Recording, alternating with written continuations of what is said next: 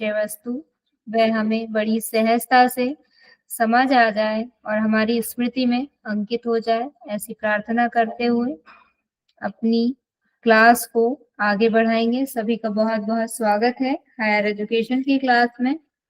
हम क्रम से पढ़ते चले आ रहे हैं वैदिक कालीन शिक्षा प्रणाली से, एक के बाद एक जो समय बीतता गया, जैसे आगे बढ़ते गए, उसको हम बिल्कुल क्रम में पढ़ रहे हैं। उसी क्रम में लास्ट हमने क्या पढ़ा था, कौन बताएंगे? जया जी, हरिओम। बताइए क्या पढ़ा था लास्ट हमने? लास्ट कोठारी आयोग पढ़ा था मैम। कोठारी आयोग पढ़ा था। कोठारी आयोग बहुत इम्पोर्टेंट है। कुछ ऐसी चीजें हैं जो कोठारी आयोग से ही हम अपनी आज की जो प्रेजेंट एजुकेशन सिस्टम में हम देख रहे हैं वो वहीं से ली गई हैं। उसके बाद हम आगे बढ़ेंगे। आज से हम कुछ हमारे जो कमिटीज बनी उनको भी देखेंगे। अभी हमने कमीशंस देखे, अब साथ साथ में कुछ और कमिटीज थी जो उनको आज हम देखेंगे, उनके बारे में। बहुत इंपॉर्टेंट क्लास है। प्लस कुछ इंस्टीट्यूशंस होते हैं या संस्थाएं ऐसी होती है, रेगुलेटरी बॉडीज जो होती हैं, जो अलग अलग आप कह लीजिए कि जो अलग अलग स्ट्रीम्स होती हैं उन पे काम करती है। जैसे हिस्ट्री के लिए rules and regulation banana, science के लिए बनाना, मेडिकल के लिए, इंजीनियरिंग के लिए। इनको हम आज देखेंगे कौन कहाँ पर है, क्या काम करती है। स्क्रीन प्रेजेंट हो रही है, शेयर हो रही है। Yes ma'am. Yes ma'am. Okay. बीच में कहीं भी कोई भी प्रॉब्लम आ जाए ना तो मुझे माइक ऑन करके बता दीजिएगा, आवाज कटे या कुछ भी हो, नेटवर्क का इशू। और अगर बंदी हो जाए, मैं लेफ्ट हो जाऊं तो कॉल कर दीजिएगा, कल जैसे तुरंत कीजिएगा, ठीक? चलिए, सभी अब बहुत ध्यान से पढ़ेंगे, आंखें खोलकर और कान खोलकर। ये हमारी पहली एजुकेशन पॉलिसी है। जूम ठीक है इतना या और करूं जूम आउट? माइक ऑन करके बताइए। ठीक है। ओके। तो ये हमारी पहली क्या है, एजुकेशन पॉलिसी। अभी हमने लेटेस्ट हमारी एजुकेशन पॉलिसी आई थी, कब आई थी? सबने सुना पड़ा होगा, 2020 में। 2020 में। तो ये हमारी पहली थी पॉलिसी बनाई। अभी तक क्या होता था, कमीशन आ रहा है, कहीं कोई कमेटी बन रही है, सब अलग अलग बात करते थे कि एजुकेशन में ये होना चाहिए, एजुकेशन में ये होना चाहिए। लेकिन पहली बार अगर भारत में, कौन से भारत में, स्वतंत्र भारत की पहली शिक्षा नीति या राष्ट्रीय शिक्षा नीति की हम बात करें तो वो कब आई? 1968 में आई।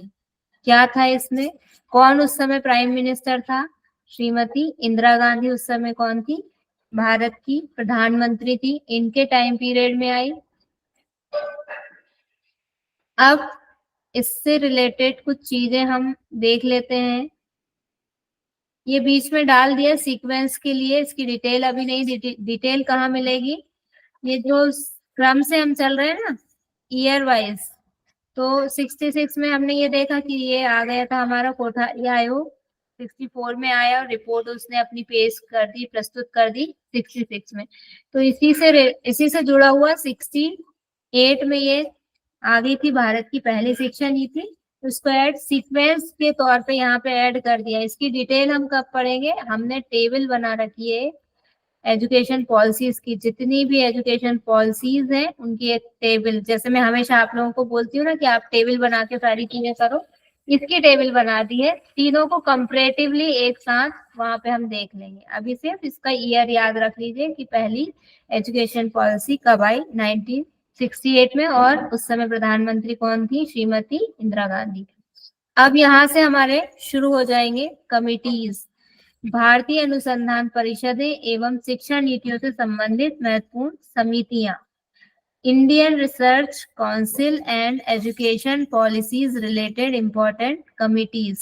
रिसर्च काउंसिल, अनुसंधान परिषदें, अनुसंधान से रिलेटेड जो भी रूल्स एंड रेगुलेशंस होते हैं उनके लिए। पहली कौन सी है? भारतीय सामाजिक विज्ञान अनुसंधान परिषद, Indian council of social science research, इसका शॉर्ट फॉर्म जरूर सबके लिखे हुए हैं, सबके शॉर्ट फॉर्म जरूर याद कर लीजिएगा, ध्यान रखिएगा। क्या था इसमें, कब इसका गठन हुआ? सामाजिक विज्ञान के क्षेत्र में अनुसंधान कार्यों को बढ़ावा देने के लिए हुआ। सामाजिक विज्ञान मतलब सोशल साइंस। भारत सरकार द्वारा इसका गठन कब किया गया? 1969 में। देखिए सीक्वेंस में मिलेगी सारी चीजें ईयर वाइज, या 66 में कोठारी आयोग, 68 में फर्स्ट एजुकेशन पॉलिसी, और ये आ गया आपका 69। ऐसे ही बीच में भी सारी चीजें सीक्वेंस में है, इसलिए 2 के टेबल की तरह सबको सीक्वेंस में आप एक पूरी लंबी टेबल बनाइए, लिस्ट बनाइए, एक्चुअली टेबल नहीं, सीक्वेंस वाली चीजें ईयर जिसमें याद करना उसकी एक लिस्ट बना लीजिए। जैसे हम मार्केट जाते हैं शॉपिंग करने के लिए, तो हम क्या करते हैं, एक लिस्ट अपनी बना के चलते हैं, नंबर 1 पे ये था, नंबर 2 पे ये था, ऐसी एक लिस्ट बनाइए याद करने के लिए, माइंड में रखने के लिए। आप जब उस लिस्ट को पढ़ेंगे तो आपको ध्यान रहेगा कि अच्छा ये वाला 68 में था, ये वाला 69 में था, ऐसी लिस्ट बनाइएगा। तो इसमें गठन कब हुआ? इसका 69 में हुआ। इसके साथ ही सामाजिक विज्ञान के क्षेत्र में हो रहे अनुसंधान मतलब रिसर्च की क्वालिटी को बनाए रखने के लिए भी यह परिषद कार्य करेगी। कई आजकल क्या हो रहा है, बहुत ज्यादा, अगर आपने सुना हो तो, अगर जो रिसर्च कर रहे हैं उनके पास मैसेज आते रहते हैं, हमारे यहाँ पे रिसर्च पेपर पब्लिश करवा लीजिए। रिसर्च पेपर, अगर रिसर्च कर रहे हैं तो रिसर्च पेपर मतलब हमने जो रिसर्च करी, जैसे हम योग के हैं तो योग में हम क्या रिसर्च करेंगे कि भाई कपालभाति से मोटापे पे क्या प्रभाव पड़ता है, ये हम रिसर्च कर रहे हैं। अब हमने रिसर्च कर लिया, ठीक है, कि कपालभाति का अभ्यास करने से 6 महीने कपालभाति का अभ्यास किया तो जो मोटापा है या ओबेसिटी है वो क्या हो गई, रिड्यूस हो गई, कम हो गई। ये हमने रिसर्च कर लिया। अब इस रिसर्च को हमने कैसे करी, हमने प्रैक्टिकल किया, कुछ लोग लिए, उन पे काम करा। अब इस जो काम हमने किया और जो रिजल्ट आया उसको पब्लिश कराना। नहीं तो लोगों को कैसे पता चलेगा कि हमने ये काम किया था, इसका ये रिजल्ट आया। लोगों को बताने के लिए, पब्लिक के पास तक ये वाली नॉलेज को पहुंचाने के लिए क्या करना पड़ता है, उसको पब्लिश करना पड़ता है। जैसे बुक्स है, कोई लोग अब लिखी किताब लिखी, उसको फिर किसी ना किसी पब्लिकेशन से पब्लिश करवाते हैं। तो ऐसे ही अपनी रिसर्च को पब्लिश कराने के लिए साथ साथ में रिसर्च पेपर में, मतलब जो रिसर्च है उसको रिसर्च पेपर में हम पब्लिश कर देते हैं, तो सारे लोग उसको पढ़ते हैं, जानते हैं। नए जो रिसर्च करने वाले लोग हैं वो भी पढ़ते हैं उसको। तो सामाजिक विज्ञान से रिलेटेड यानी सोशल साइंस से रिलेटेड अगर कोई रिसर्च हो रही है, सोशल साइंस पे कैसी रिसर्च होती है, क्या क्या चीज आ जाती है सोशल साइंस में, बताइए। वाणिज्य। हम्म,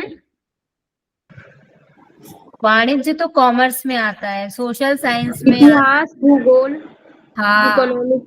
वेरी गुड, इतिहास भूगोल। अब भूगोल में मान लीजिए वेदर से लेके कोई रिसर्च कर रहे हैं, या जो एग्रीकल्चर में कोई रिसर्च कर रहे हैं खेती से, कि ये बीज हम अगर अच्छी क्वालिटी का डाल रहे हैं, या नया बीज कोई हमने 2 को क्रॉस ओवर करा के बना दिया तो उसका क्या रिजल्ट रहा।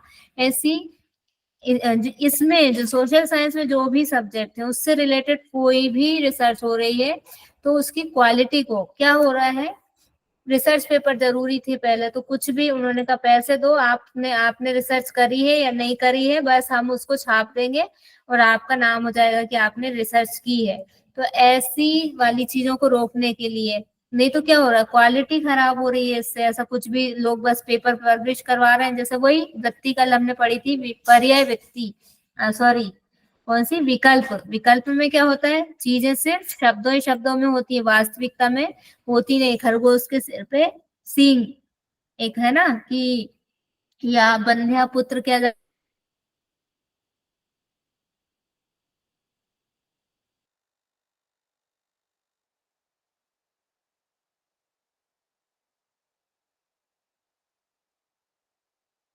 मैम वॉइस नहीं आ रही है आपकी।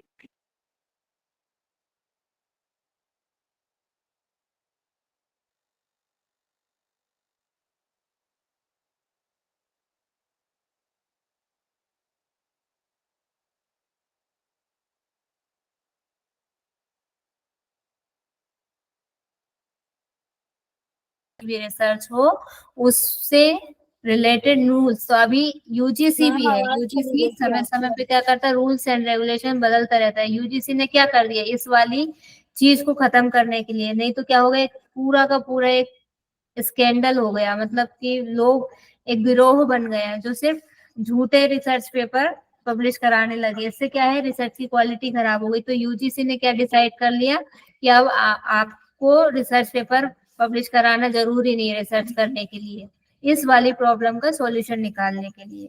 अब कोई रिसर्च पेपर जरूरी नहीं है, आप काम करो, अपनी थीसिस पब्लिश कराओ। फिर समझ में आ रही ना ये वाली चीज, रिसर्च, और वो आपने शायद अभी पढ़ा है या नहीं पढ़ा, लेकिन ऐसा होता है। आप जा रहे हो आगे, नेट कर रहे हो, नेट और अगर जेआरएफ निकाल लेते तो कहीं ना कहीं आप पीएचडी में एडमिशन लेंगे, इसलिए मैं चीज ये वाली थोड़ा सा अच्छे से बता रही हूँ। नहीं तो एग्जाम में तो आपका इतना पर्याप्त है कि आप ये नाम याद रख लीजिए, ये ईयर याद रख लीजिए, और मेनली कहाँ पे है क्या है ये याद रख लीजिए।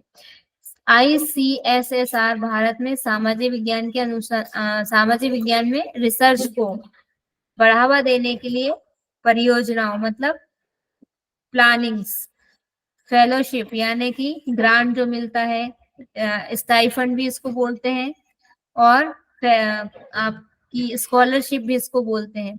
अंतरराष्ट्रीय सहयोग, क्षमता निर्माण, सर्वेक्षण, प्रकाशन आदि के लिए अनुदान देने का कार्य कर रहा है। जैसे कि यूजीसी ग्रांट करता है ना, फेलोशिप देता है कि आप अपना पब्लिश करा लीजिए, और अंतरराष्ट्रीय मतलब इंटरनेशनल लेवल पर आपको कोई, आपकी कोई रिसर्च ऐसी है जो नेशनल लेवल की नहीं, इंटरनेशनल लेवल की है, कि भारत के साथ साथ तो आपको दूसरे, जैसे राम सेतु एक मूवी आई थी, उसमें राम जी का जो पुल है उसकी जांच चल रही है कि वो है या नहीं है वास्तव में।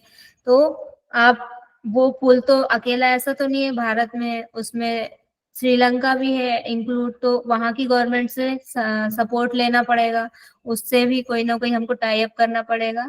तो इसलिए इसमें भी कोई प्रॉब्लम ना हो, इसके लिए भी काम करेगी ये, और ग्रांट देगी, मतलब हर काम के लिए यहाँ पे पैसा दिया दिया जाएगा इसकी साइड से, लेकिन किसके लिए, सिर्फ सोशल साइंस में। फिर राष्ट्रीय सामाजिक विज्ञान दस्तावेजीकरण केंद्र, अगला क्या है, मतलब इसी में है, सामाजिक विज्ञान के क्षेत्र में शोधकर्ताओं को पुस्तकालय और सूचना सहायता सेवा प्रदान करता है। ये क्या कर रहा है इसमें, इसमें ये हो रहा है कि आपको इंटरनेशनल लेवल पे कोऑर्डिनेट करने का काम कर रहा है, ग्रांट दे रहा है, और प्लानिंग में आपकी परियोजना, मतलब प्रोजेक्ट आते हैं ना जो रिसर्च करते हैं, कई प्रोजेक्ट आते हैं कि हम, बड़े बड़े प्रोजेक्ट रहते हैं कि हम जो डायबिटीज के पेशेंट हैं उन पे हम काम करना चाह रहे हैं, ये हमारी प्लानिंग है, ये हम उनको ट्रीटमेंट देना जा रहे हैं, तो वो ऐसे प्रोजेक्ट आते हैं। तो प्रोजेक्ट के लिए भी पैसा लगता है, प्रोजेक्ट को आप अनुशंसा करते हैं, मतलब उसको परमिशन भी देने का काम करते हैं, ये सब काम होता है। फिर इसमें जो रिसर्चर हैं उनके लिए पुस्तकालय की व्यवस्था भी चाहिए ना। अब एक व्यक्ति है खुद बिना पुस्तकालय के, वो खुद कितनी परचेज कर सकता है या कितना पढ़ सकता है, तो लाइब्रेरी में सारी बुक्स अवेलेबल होंगी तो वो आराम से अपना काम कर सकता है, तो इसकी भी व्यवस्था ये करेगा। ICSSR ने भारत में सामाजिक विज्ञान समुदाय के बीच डेटा के साक्षात्करण और पुनः उपयोग के माध्यम से शक्तिशाली अनुसंधान वातावरण को बढ़ावा देने के लिए राष्ट्रीय डेटा, इसको हिंदी में आपको बहुत कठिन लगेगा, ऐसे सरल शब्दों में याद रखिए कि डेटा अवेलेबल करवाएगा। डेटा, कौन सा डेटा, मतलब अगर हम डायबिटीज पे करना चाह रहे हैं तो पहली बात तो ये कि डायबिटीज के पेशेंट कितने लोगों को डायबिटीज है, ये डेटा कहाँ से मिलेगा, गवर्नमेंट की जो साइट है वहां से। तो ये इनके पास भी अवेलेबल रहेगा, इस इंस्टीट्यूट के पास सारे डेटा ये अवेलेबल करवाएंगे अपनी लाइब्रेरी में, या इनकी जो टीम रहती है वो अलग अलग टाइप से, हमको जो भी चाहिए है, जैसी चीजें हमको चाहिए वो सब इनको हमको अवेलेबल करवाएंगे। नेक्स्ट हमारी आ जाती है, ये क्लियर है, इसमें कोई प्रॉब्लम किसी को, यस और नो? No ma'am. क्या नो मैन, समझ मैम में आई? नाजडेक क्या है, नाजडेक को कुछ लिखा जी, दस्तावेजीकरण के में वो इंग्लिश में क्या लिखा हुआ था वो समझ नहीं। डॉक्यूमेंटेशन, डॉक्यूमेंटेशन, दस्तावेजीकरण मतलब डॉक्यूमेंटेशन। ये मैम वो नाजडोक क्या लिखा वो क्या ये मतलब शॉर्ट मीनिंग था? फॉर्म है, ये जो पूरा लिखा है ना, national social science documentation centre, ये है इसका। ओके मैम ठीक है। नेक्स्ट है भारतीय इतिहास अनुसंधान परिषद, 1972 में ये आया, इसका शॉर्ट फॉर्म है ये। फिर भारतीय ऐतिहासिक अनुसंधान परिषद, ये मैं आपको इंग्लिश में, अभी मैंने नोट्स शेयर नहीं करे हैं, इंग्लिश ट्रांसलेशन कर रही हूँ। फाइनल नोट्स मैं आपको पूरे इंग्लिश ट्रांसलेशन के साथ भेज दूंगी, आजकल मैं करके उसको पूरा, तो आपको इतना प्रॉब्लम नहीं जाएगा ये हिंदी के साथ, आप उसको भी कंपेयर करके पढ़ लीजिएगा। भारतीय इतिहास अनुसंधान परिषद एक स्वायत्त संगठन है, स्वायत्त का मतलब होता है ऑटोनोमस, ठीक है। इंस्टीट्यूशन, संगठन मतलब ऑर्गेनाइजेशन, जिसकी स्थापना 1972 में सोसाइटी पंजीकरण एक्ट, ये एक एक्ट है सोसाइटी पंजीकरण मतलब रजिस्ट्रेशन, पंजीकरण का मतलब होता है जहाँ रजिस्ट्रार काम करता है। पंजीकरण का काम कौन का होता है? पंजीकरण मतलब रजिस्ट्रीकरण, रजिस्ट्रीकरण रजिस्ट्रार का काम होता है। तो एक एक्ट आया था 1972 में, 1860 का एक्ट है ये। इसके अकॉर्डिंग इस अधिनियम के अंतर्गत 1972 में ये काउंसिल आई। क्या, कौन सा क्लॉज है ये?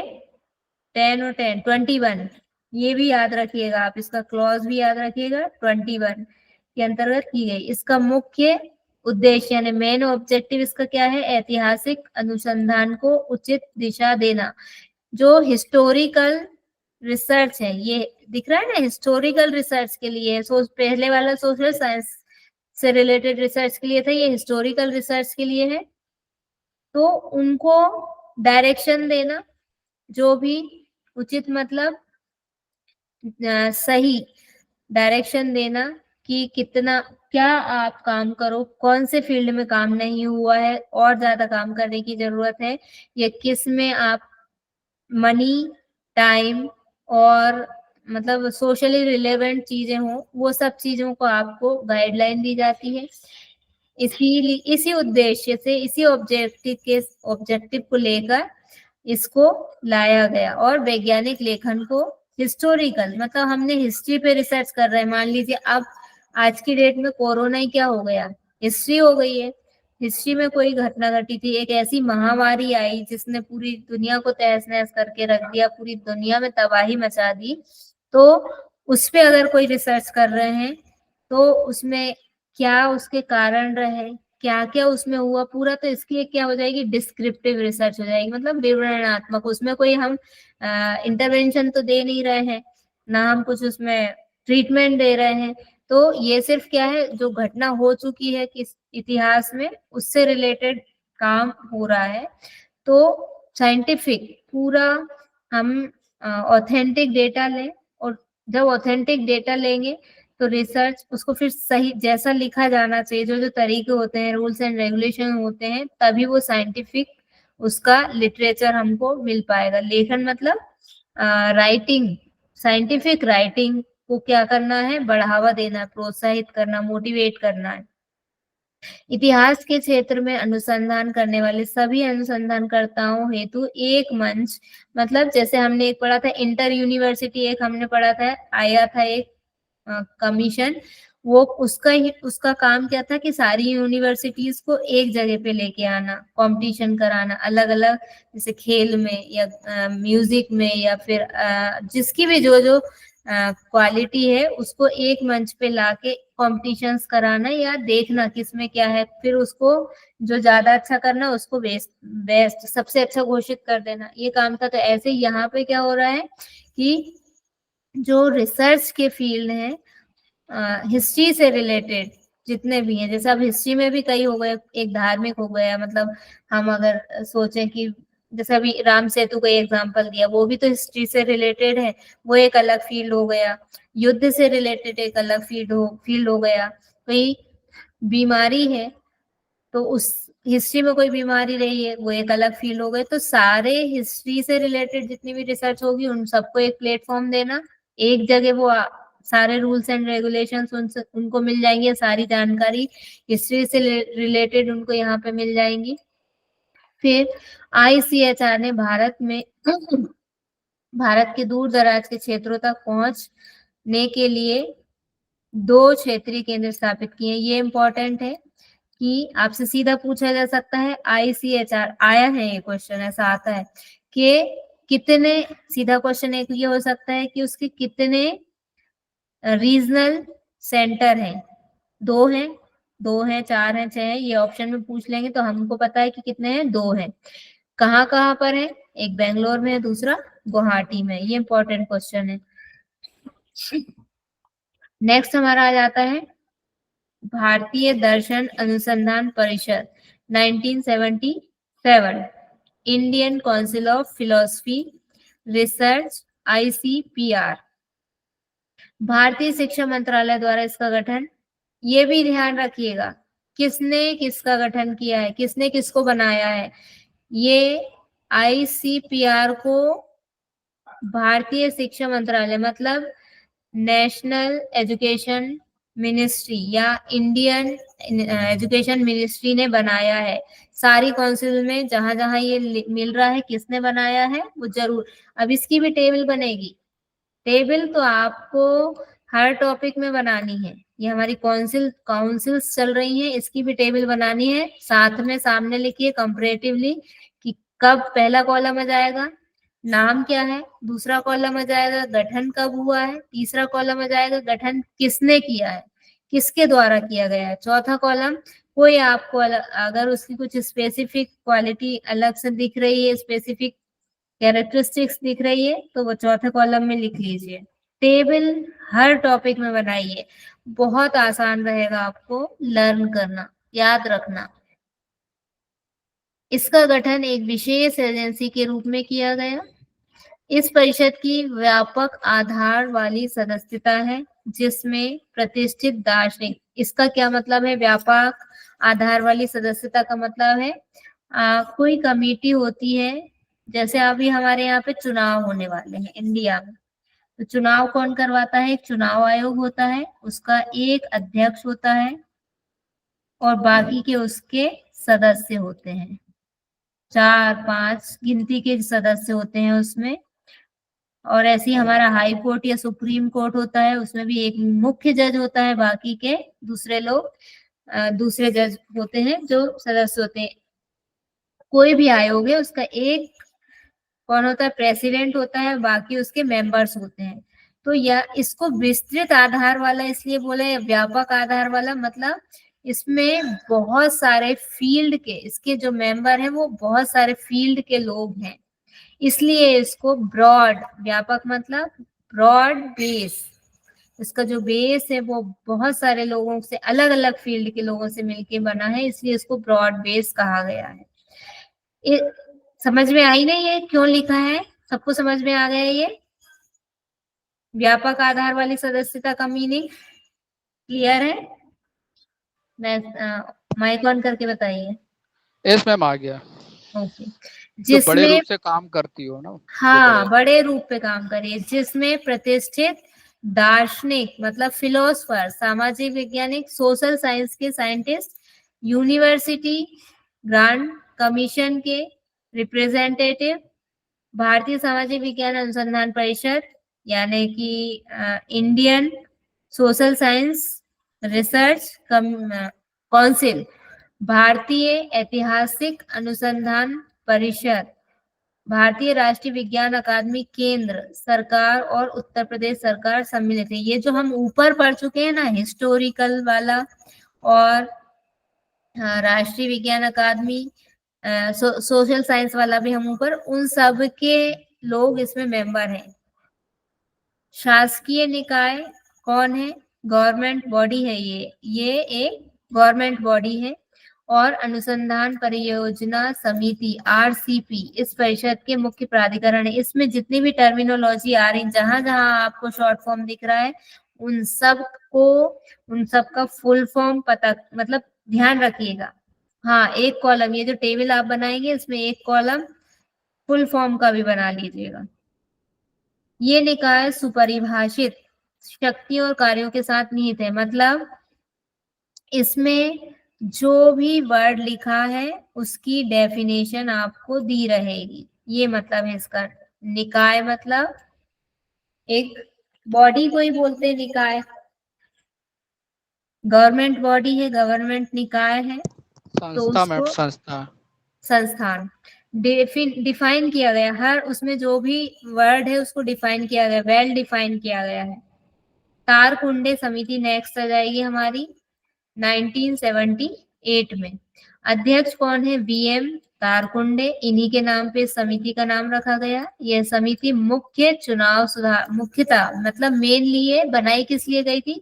चुनाव सुधार के लिए बनाई गई थी, लेकिन इसने शिक्षा के संबंध में भी कुछ रिकमेंडेशंस दी। इस समिति के अनुसार शिक्षा का स्वरूप बालक के चरित्र का निर्माण और विकास करने वाला होना चाहिए। बालक में वैज्ञानिक दृष्टिकोण का विकास करने वाला हो और कुछ सांस्कृतिक मूल्यों का विकास करने वाला, मतलब वो जैसे कि ये इस चीज के लिए मैं एग्जांपल देती हूँ। स्वामी रामा हिमालयन यूनिवर्सिटी का नाम सुना होगा आप में से किसी ने सुना है? यस मैम, सुना है। हाँ, हम लोग जब पढ़ते हैं ना, हमारे जो इसमें योगियों का जीवन परिचय पढ़ते हैं, उसमें भी आता है। तो स्वामी रामा जो थे वो स्वयं एक साइंटिस्ट थे, बहुत अच्छे, साथ में एक महान योगी भी थे। तो जो योगी है, हम लोग योगी हैं, तो हम देखते हैं कि ज्यादा हमारा जो है सॉफ्ट कॉर्नर कौन सा होता है? हम संवेदनशील होते हैं, ह्यूमन बीइंग वाला नेचर हमारा, हम मतलब इंसान को इंसान समझते हैं, साथ में हम पशुओं को, पक्षियों को, जीव जंतु को, सभी को, हम सभी के प्रति हम बहुत सेंसिटिव होते हैं। सबके लिए हमारे मन में मर्मज्ञता होती है, मतलब सॉफ्ट कॉर्नर एक होता है कि भाई किसी भी जीव को हानि ना पहुंचे हमारे कारण। तो योगियों में तो ये होता ही है। तो जो ये स्वामी रामा थे, वो दोनों ही उनमें क्वालिटी थे, दोनों ही दृष्टिकोण थे उनके। वैज्ञानिक दृष्टिकोण भी था उनके पास में और सांस्कृतिक मूल्यों की रक्षा का भी था। मतलब जो एक इथिकल वाला पार्ट होता है, नैतिकता वाला पार्ट होता है, वो भी था। तो ये सब में होना चाहिए, इस ऐसा दृष्टिकोण हो सब में। ये किसने बात की? तारकुंडे जी ने, VM तारकुंडे जी ने ये वाली बात लेके आए। आचार्य राम मूर्ति कमेटी इसके बाद आती है, आचार्य राम मूर्ति कमेटी। ये पिक्चर क्यों है, ये आगे हम देखेंगे। इसमें बीच में है ये, मतलब ये एजुकेशन पॉलिसी से रिलेटेड है, उसमें क्या क्या चीजें होना चाहिए, इसलिए ये पिक्चर है। गठन कब हुआ राम मूर्ति समिति का? 7 मार्च 1990 को। इसमें टोटल मेंबर थे 17 और नाम इनके नाम पर रखा गया, जो अध्यक्ष थे। रिपोर्ट इसकी कब आई? 27 दिसंबर 1990 को। टाइटल क्या था इस रिपोर्ट का? इसको इंग्लिश में ही टाइटल को याद रखना है, हमको पूछा जा सकता है। टूवर्ड्स एन एनलाइन enlightened, enlightened and human society, a perspective paper on education, committee for review of national policy on education, NPE 1986, Rama Murthy committee report, ये इसका टाइटल था। हिंदी में भी है ये। एक प्रबुद्ध और मानवीय समाज की ओर शिक्षा पर एक परिप्रेक्ष्य पत्र। शिक्षा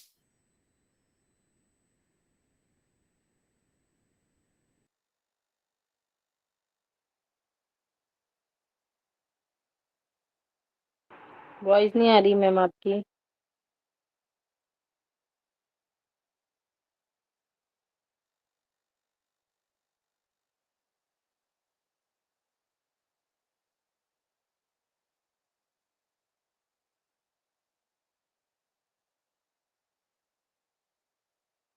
था? इंदिरा गांधी प्राइम मिनिस्टर थी जब, भूल गए? अभी पढ़ा है, कोई बात नहीं, अभी जब सॉरी पढ़ेंगे। आवाज मैम आवाज ही नहीं आ रही थी आपकी, अभी आई है। आवाज नहीं आ रही थी? No ma'am. कब से नहीं आ रही थी आवाज? मैम अभी अभी आई है, आपके बोला भी था तो आपको शायद सुनाई, मतलब शायद नहीं गया होगा नेटवर्क की वजह से। ये वाला, ये वाला नहीं पढ़ा है शुरू से, ये वाली स्लाइड? No ma'am. हाँ, नो जी मैडम मैम। पढ़ा है, कुछ पढ़ा है मैडम, आपने पढ़ा है, ये बोला था टाइटल रिपोर्ट की। हाँ, टाइटल हो गया। टाइटल के बाद में इसका मेन ऑब्जेक्टिव जो है, नवीन राष्ट्रीय शिक्षा नीति की समीक्षा करना। तो मैं ये पूछ रही थी कि यहाँ पे ये नवीन शिक्षा नीति का मतलब हो रहा है ये वाली जो दी है शिक्षा नीति 1986, लेकिन ये तो बाद में आई है। शिक्षा नीति कब आई थी? इंदिरा गांधी जी के समय पे। कौन सा ईयर था उसका? 1968 में। वेरी गुड, 1968 में आई थी वो। और उसके बाद में इसको जब ये आई तो इसको बोला गया न्यू एजुकेशन पॉलिसी। और इसी न्यू एजुकेशन पॉलिसी की बात हो रही है कि उसकी क्या करना, समीक्षा करना। समीक्षा करने का मतलब होता है उसमें क्या अच्छाइयां रही, क्या बुराइयां रही, क्या उसमें कमियां रह गई, वो डिस्कशन करना। जो उस फील्ड के एजुकेशन से रिलेटेड जो महारथी होते हैं, बड़े बड़े लोग होते हैं, वो उस पे अपने कमेंट देते हैं कुल मिला के कि इसमें ये चीज और हो सकती थी या ये चीज इसकी अच्छी है, वो समीक्षा हो जाती है। मेन फोकस किस पे था? इक्वलिटी और इन एजुकेशन, मतलब समानता, एजुकेशन में समानता। जैसे सस्टेनेबल गोल में हम बात कर रहे थे कि एजुकेशन में समानता, वहां पे जेंडर इक्वलिटी की बात हो रही थी, लेकिन यहाँ पे क्या है, इक्वलिटी ऑफ एजुकेशन। इक्वलिटी मतलब इक्वल, बराबर, लड़के लड़कियों में कोई भेद ना करा जाए पढ़ाई लिखाई में। मेन रिकमेंडेशन, अब इसकी मुख्य सिफारिशें क्या थी? यही है जो हिंदी में लिखा है। अच्छा, ये इंग्लिश और हिंदी दोनों में है ना, इंग्लिश में देख लेते हैं। In pre primary education upgraded the role and importance of anganwadi. मतलब जो प्राइमरी एजुकेशन है उसको क्या करना चाहिए, अपग्रेड करना चाहिए, जो अभी चल रहा है उसमें और सुधार लाना चाहिए। और आंगनबाड़ियों की इसमें भूमिका को क्या करना चाहिए, इम्पोर्टेंस देना चाहिए आंगनबाड़ियों में। और अच्छे से, पहले क्या होता था, सिर्फ आंगनबाड़ी में बच्चे को बैठना सिखाया जाता था, खिलाया पिलाया जाता था। तो ये कह रहे हैं कि आप बेसिक एजुकेशन भी दे दो, छोटा अनार बड़ा आम ये सब भी सिखा दो, ABCD सिखा दो, नहीं तो सीधे इंग्लिश में जाके नर्सरी में KG में सीखेंगे, यही सिखा दो आंगनबाड़ी में। Should be nominated student and control the drop out problem. मतलब कि ये श्योर करें कि जितने भी बच्चे हैं, किसी घर में 2 हैं, किसी घर में 4 हैं, टोटल जो भी पॉपुलेशन है, ये पॉपुलेशन है मान लीजिए, इसमें हर घर में जितने भी बच्चे हैं, ये सब के सब किसी ना किसी स्कूल में इनका दाखिला हो, नाम लिखा हो कि ये हमारे स्कूल का बच्चा है। ऐसा ना हो कि ये बच्चा स्कूल जाता ही नहीं, किसी भी स्कूल में इसका नाम नहीं है। दूसरी चीज, ड्रॉप आउट, नाम तो लिख लिया, हाँ ठीक है, 100% नॉमिनेशन है, सारे बच्चे स्कूल जा रहे हैं, सब पढ़ रहे हैं, लेकिन ड्रॉप आउट का प्रॉब्लम आ जाता है। हाँ, ये वाला जो पिक्चर में लाई थी, ये ड्रॉप आउट का कारण यहाँ पे हम देख सकते हैं कि कहीं इतनी दूर है स्कूल कि पैदल बच्चे जा ही नहीं सकते, मतलब पैदल जाना पड़ रहा है, बहुत दूर दूर जंगलों को पार करके जाना पड़ रहा है बच्चों के पास में। कुछ बच्चे ये देखिए स्लीपर नहीं पहने, ये जहां मेरा पैन है, इस बच्चे के पैर में फुटवेयर नहीं है, नंगे पैर जा रहे हैं। धूप देखिए कितनी तेज धूप है और सड़क तप रही होगी, बच्चे स्कूल जा रहे हैं, कहाँ जा रहे हैं, कितनी दूर जा रहे हैं पता नहीं है, तो कितना करेगा बच्चा। ड्रॉप आउट का प्रॉब्लम आएगा, नहीं जाना मुझे, मैं रोज रोज, या बीमार हो जाएगा तो कुछ ना कुछ प्रॉब्लम्स ड्रॉप आउट का कारण बन जाती हैं। या दूसरा कारण ये हो सकता है कि घर में पेरेंट्स जॉब करते हैं, मतलब काम करने के लिए, मजदूर वर्ग है तो काम करने के लिए चले जाते हैं। जो बड़े भाई बहन होते हैं उनको बोल देते हैं छोटे भाई बहन को देखो, उनका ध्यान रखो, या बच्चों को खुद को भी साथ में ले जाते हैं कि चलो तुम भी थोड़ी हेल्प करना, तो थोड़ा ज्यादा काम होगा, ज्यादा पैसा आएगा। तो बच्चे की पढ़ाई छूट जाती है, ड्रॉप आउट का प्रॉब्लम हो जाता है, उस पे काम करें। फिर the nature of education at primary level should be value based, value based हो। जो प्राइमरी एजुकेशन है उसका लेवल कैसा हो, मूल्य आधारित हो, कि उनको नैतिक शिक्षा ज्यादा दी जाए। नैतिक शिक्षा सीखेंगे तो हर चीज की क्या करेंगे, कद्र करेंगे, सम्मान करना सीखेंगे। Should be appropriate implementation of operation black board, उसको लागू करें। ऑपरेशन ब्लैक बोर्ड आया है, उसको लागू करें, उसको सुनिश्चित करें कि हाँ इसको अप्लाई किया जा रहा है। इन सेकेंडरी लेवल मतलब माध्यमिक स्तर पर क्या होना चाहिए, secondary education policy should be implemented honestly and probably properly, मतलब उसको बहुत ईमानदारी से इम्प्लीमेंट किया जाए, मतलब कार्यान्वित, जो लिखा है कागज में उसको फील्ड पे उतारा जाए। ऐसा नहीं सिर्फ कागज में तो हो गया कि हाँ स्कूल खोल दिया, हाँ बच्चों को किताबें दिला दी, यूनिफॉर्म दिला दी, सिर्फ कागज में ना हो, ये प्रैक्टिकली बहुत ईमानदारी के साथ में काम हो, ये सुनिश्चित करें। Value education should be given and the formula of 10+2+3 should be implemented, मतलब ये क्या है 10+2+3 का, कि जो प्राइमरी एजुकेशन है, फिर उसके बाद 2 साल की एजुकेशन, फिर उसके बाद 3 साल की एजुकेशन अलग अलग स्तर पर, ये होता है 10+2+3, कि 10 साल की आपकी ये हो जाएगी आरंभिक शिक्षा, उसके बाद आपका 11 12 और उसके बाद आपका कॉलेज 3 साल का। ये सुनिश्चित करें, प्रैक्टिकली उसको अप्लाई करें। AICTE should be made a constitutional body, ये एक बनाई जाए बॉडी जो सब इसको ऑब्जर्व करे, सुपरविजन करे इनका। Entrance entrance test should be conducted at the college level, some rules of admission are strict, मतलब ऐसा नहीं है कि कॉलेज में बस आपने पास कर लिया 12th नकल मार मार के, जैसा एक बिहार में केस हुआ था, हर सब्जेक्ट में उस बच्चे के 100% मार्क्स आए, पता चला बाद में कि वो उसने चीटिंग करी थी। तो ऐसा एक कहना चाहिए माइलस्टोन होना चाहिए, एक बैरियर्स होने चाहिए कि पता चले बच्चों की वाकई में वो टॉप करके आया है, तो वो चीटिंग करके तो नहीं आया है, वाकई में क्वालिटी है उसमें। तो एंट्रेंस टेस्ट होना चाहिए, वहां पता चल जाएगा। और ये कहाँ होना चाहिए, कॉलेज लेवल पे होना चाहिए। कुछ रूल्स एंड रेगुलेशन स्ट्रिक्ट होने चाहिए ताकि फिल्ट्रेशन हो जाए, कि सारी भीड़ की भीड़ इधर से क्या होता है, अभी भी हमने देखा है कि गवर्नमेंट कई बार ऐसे रूल्स बना देती है या बन जाते हैं कि किसी भी बच्चे को फेल नहीं करना है, उसके अलग कारण होते हैं कि फेल कर देते हैं तो बच्चे डिमोटिवेट हो जाते हैं, फांसी के फंदे पर लटक जाते हैं, डेथ हो जाती है उनकी, डेथ रेट बढ़ रही है इस वाले मामले की।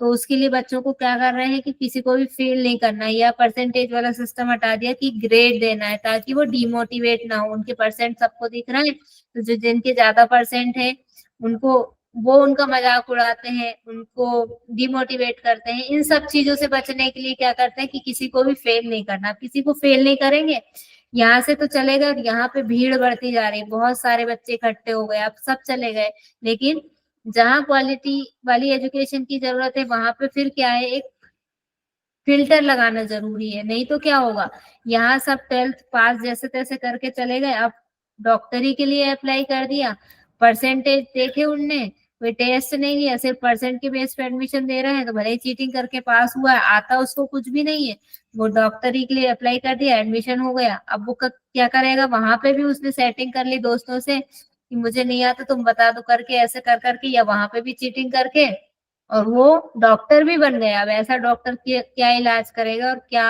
लोगों की जान बचाएगा, आप खुद एज्यूम कर लीजिए। इन सब चीजों के लिए यहाँ पे रूल्स एंड रेगुलेशंस को थोड़ा सा स्ट्रिक्ट करने की बात इसमें की गई। यही सब हिंदी में दिया हुआ है।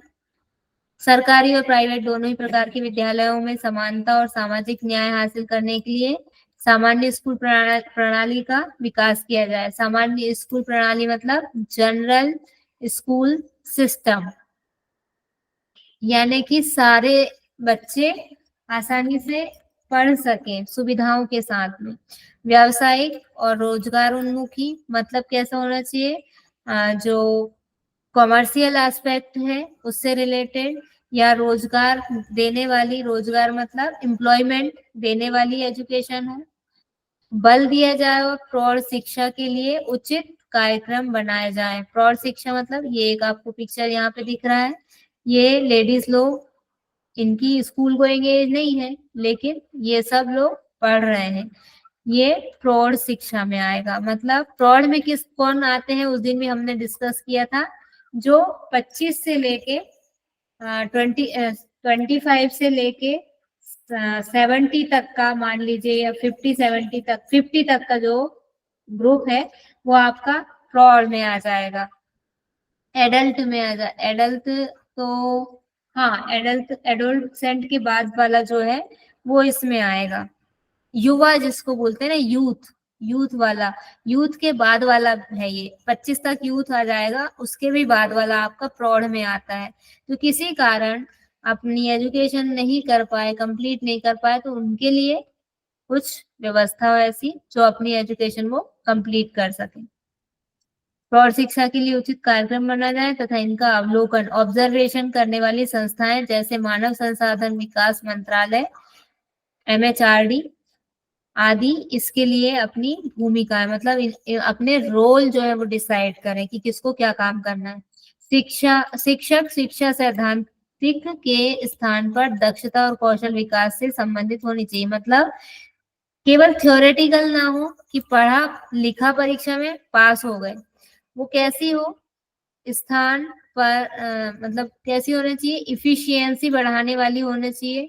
और कौशल विकास से, मतलब कौशल का होता है क्या, एक वर्ड आता है इसके लिए, दोनों दक्षता मतलब, हाँ, स्किल। इफिकेसी तो कौशल के लिए इफिकेसी होता है, दक्षता मतलब कुछ और होता है, कौन बताएगा कैपेसिटी। जी? कैपेसिटी, वेरी गुड, कैपेसिटी है ना, कैपेसिटी इंप्रूव करे, उनकी इफिकेसी बढ़ाए, उससे रिलेटेड हमको पॉलिसीज बनाना चाहिए।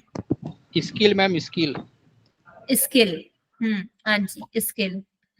तो ये हमारा कौन सी हो गई, कौन सी कमी, क्या था ये हमारा, आचार्य राममूर्ति समिति में ये सारी बातें की गई थी। अब एक आती है यशपाल समिति। यशपाल समिति भी दो थी, एक 1993 में आई थी, 2009 में दूसरी आई। पहली वाली जो थी राष्ट्रीय सलाहकार समिति थी, उसके भी अध्यक्ष यही थे। दूसरी जो है शिक्षा से संबंधित थी। चूंकि यहाँ पे अलग से लिखा हुआ नहीं है कि शिक्षा से संबंधित यशपाल समिति, इसलिए आपको ये दोनों बता दी हैं। 1993 वाली जो है वो राष्ट्रीय सलाहकार समिति थी, जबकि दूसरी जो है वो एजुकेशन से रिलेटेड थी, 2009 में आई थी। इसमें कुछ बहुत ज्यादा नहीं है, इतनी सी चीजें हैं। स्थापना इसकी MHRD द्वारा की गई थी, मानव संसाधन विकास मंत्रालय द्वारा। इसका ऑब्जेक्टिव क्या था, उच्च शिक्षा यानी हायर एजुकेशन के फील्ड में सुधारों से संबंधित सुझाव देना, रिकमेंडेशंस देना कि क्या और इसमें हम सुधार कर सकते हैं हायर एजुकेशन के फील्ड में। विशेषता क्या थी, भारत में सभी डीम्ड यूनिवर्सिटी को समाप्त किया जाए, कोई बहुत महत्वपूर्ण है तो उसको पूर्ण यूनिवर्सिटी का दर्जा दिया जाए। ये बहुत इंपॉर्टेंट है, ऐसा सीधा क्वेश्चन आपसे पूछा जा सकता है कि डीम्ड यूनिवर्सिटी को खत्म करने की बात, समाप्त करने की बात कौन सी समिति ने की, तो उसमें आपका आ जाएगा यशपाल समिति। उच्च शिक्षा से संबंधित सभी संस्थाओं जैसे UGC, NCTE AICTE, शिक्षा व अनुसंधान आयोग आदि को मर्ज करके एक संस्था बनाई जाए जिसका नाम होगा higher education and research commission, जो कि किसी भी प्रकार के राजनीतिक दबाव से मुक्त होगा। ये इसमें यशपाल समिति में कहा गया। क्या क्या काम करेगा? उच्च शिक्षा से संबंधित सभी संस्थाओं जैसे UGC, NCTE, ये सारी संस्थाओं के बारे में भी हमको पढ़ना है आगे चल के, क्योंकि ये उसमें हमारे टॉपिक में ही इनके बारे में हमको डिटेल जाननी होगी, क्वेश्चंस इनसे आते हैं। इसके अध्यक्ष का पद मुख्य चुनाव आयोग के पद के बराबर होगा। किसके अध्यक्ष का? ये जो आयोग बन रहा है इसके अध्यक्ष का पद मुख्य चुनाव आयोग के पद के बराबर होगा। मतलब अगर हम बात करें सीनियोरिटी की या वैल्यू की, तो ये दोनों कौन? चुनाव आयोग का जो प्रेसिडेंट होता है, चीफ प्रेसिडेंट, या उसको हम चीफ क्या बोलेंगे? हाँ, चीफ ही तो बोलेंगे। Election commission, chief of election commission और चीफ ऑफ ये हमारा हायर एजुकेशन रिसर्च कमीशन, दोनों बराबर होंगे। फिर विश्वविद्यालयों को अन्य नियामकों जैसे कि बार काउंसिल ऑफ इंडिया आदि के अधिकार क्षेत्र को केवल प्रशासनिक मामलों तक सीमित रखते हुए सभी शैक्षणिक जिम्मेदारियों को निभाना चाहिए। यहाँ पे इन्हें बोल दिया है कि विश्वविद्यालयों को अन्य नियामकों, नियामक का मतलब भी यहाँ पे बॉडी ही है, जैसे कि बार काउंसिल ऑफ इंडिया आदि के अधिकार क्षेत्र को केवल, मतलब ये जो है इनको क्या करना है, और जो प्रशासनिक मतलब एकेडमिक, एक और उसका हिंदी वर्ड होता है, सॉरी इंग्लिश वर्ड होता है प्रशासनिक का, अभी ध्यान नहीं आ रहा है। Administration ma'am, administration. एडमिनिस्ट्रेशन, जी जी एकदम करेक्ट। एडमिनिस्ट्रेशन से रिलेटेड जो भी मामले हैं उनको देखें वो बस, बाकी एजुकेशन से रिलेटेड जिम्मेदारी सीमित रखी हुई, यानी एडमिनिस्ट्रेशन को कम करें और शैक्षणिक जिम्मेदारियों को ज्यादा अच्छे से देखें। IIT और IIM को विविधता लाने और पूर्ण यूनिवर्सिटी के रूप में कार्य करने के लिए अपने दायरे को बढ़ाने के लिए मोटिवेट किया जाए। IIT और IIM से रिलेटेड भी इनने की रिकमेंडेशन दी है कि विविधता मतलब वैरायटी लाने के लिए और पूर्ण यूनिवर्सिटी के रूप में काम करने के लिए इनको अपना क्या करना पड़ेगा? अभी मान लो इस लेवल पे काम कर रहे हैं तो अब इस लेवल पे काम करना पड़ेगा। ये अगली है। अच्छा, उसी का इसमें क्या था ये भी दे दिया। इसमें भी कुछ उन्होंने थोड़ी सी बात की है शिक्षा की, राष्ट्रीय सलाहकार समिति में रहते हुए भी कुछ शिक्षा की बात की है। प्रत्येक स्तर के बच्चों को बिना बोझ के सिखाने पर बल। ये हुआ भी था कि ऑनलाइन स्कूल में ही जो छोटे बच्चे थे उनके लिए तो कर ही दिया कि ऑनलाइन या CD के माध्यम से, टीवी के माध्यम से, वहीं पे स्कूलों में ही ज्यादा से ज्यादा फैसिलिटी, ताकि उनको घर से बच्चों को बस्ते में ज्यादा कुछ ना ले जाना पड़े, बैग में भर के ना ले जाना पड़े बोझ। लेकिन यहाँ पे इन्होंने कहा कि सारे ही लेवल पे ऐसा होना चाहिए। करके सीखने पर बल दिया। स्वाधिगम मतलब सेल्फ स्टडी पर भी ध्यान देने की बात की। किसी न किसी कौशल पर बल, आप टेलरिंग सीख लो, आप कटिंग सीख लो, जो भी आप कोई ना कोई एक स्किल, जैसे कोरोना में हुआ कि सब मास्टर शेफ हो गए, आप में स्किल थी तो आप कोरोना में आपने काम किया, आपको भूखे मरने की नौबत नहीं आई। पेंडेमिक में भी सब कुछ आपका अच्छा चलता रहा। क्यों? क्योंकि आपके पास कोई स्किल थी। और जिसके पास कोई स्किल नहीं थी वो परेशान थे और दुखी थे कि हम कैसे अपना पेट भरें। इसलिए हमेशा हम अपने वैदिक कालीन शिक्षा पद्धति से देखते चले आ रहे हैं कि कोई ना कोई एक स्किल भी आप में होना चाहिए। अगली है भारतीय विज्ञान, दर्शन तथा संस्कृति की इतिहास परियोजनाएं। कंटिन्यू चलने देना, आज हमने इसीलिए 8 से रखा। इसमें बहुत ज्यादा नहीं टाइम लगेगा, जितना हो जाता है आज, थोड़ा बहुत बचेगा उसको कल कर लेंगे। जितना मैक्सिमम आज हो जाता है करना है। कंटिन्यू, कोई प्रॉब्लम तो नहीं लग रही है, ज्यादा तो नहीं लग रहा है ऐसा? एक बार बता दीजिए माइक ऑन करके। मेरी आवाज आ रही है सभी को? यस मैम, आ रही है। हाँ बताइए, पढ़ सकते हैं अभी कंटिन्यू? बाकी सब लोग भी बताइए, जल्दी बताइए।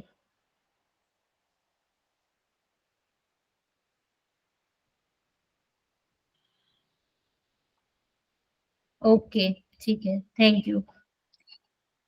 तो भारतीय विज्ञान दर्शन तथा संस्कृति की इतिहास परियोजना, project of history of India, Indian science, philosophy and cultural, फिस फिस फिस ये इसको आप शॉर्ट में अलग अलग ही पढ़ना पड़ेगा, इसको कुछ ऐसा बनेगा नहीं कि आप उसको पढ़ सके। PHISPC स्थापना कब हुई इसकी?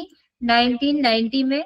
ICPR से संबंधित एक इंटर डिसिप्लिनरी स्टडी के रूप में इसे तैयार किया गया। 1997 में स्वायत्त निकाय के रूप में तैयार किया गया, ऑटोनॉमस बॉडी के रूप में।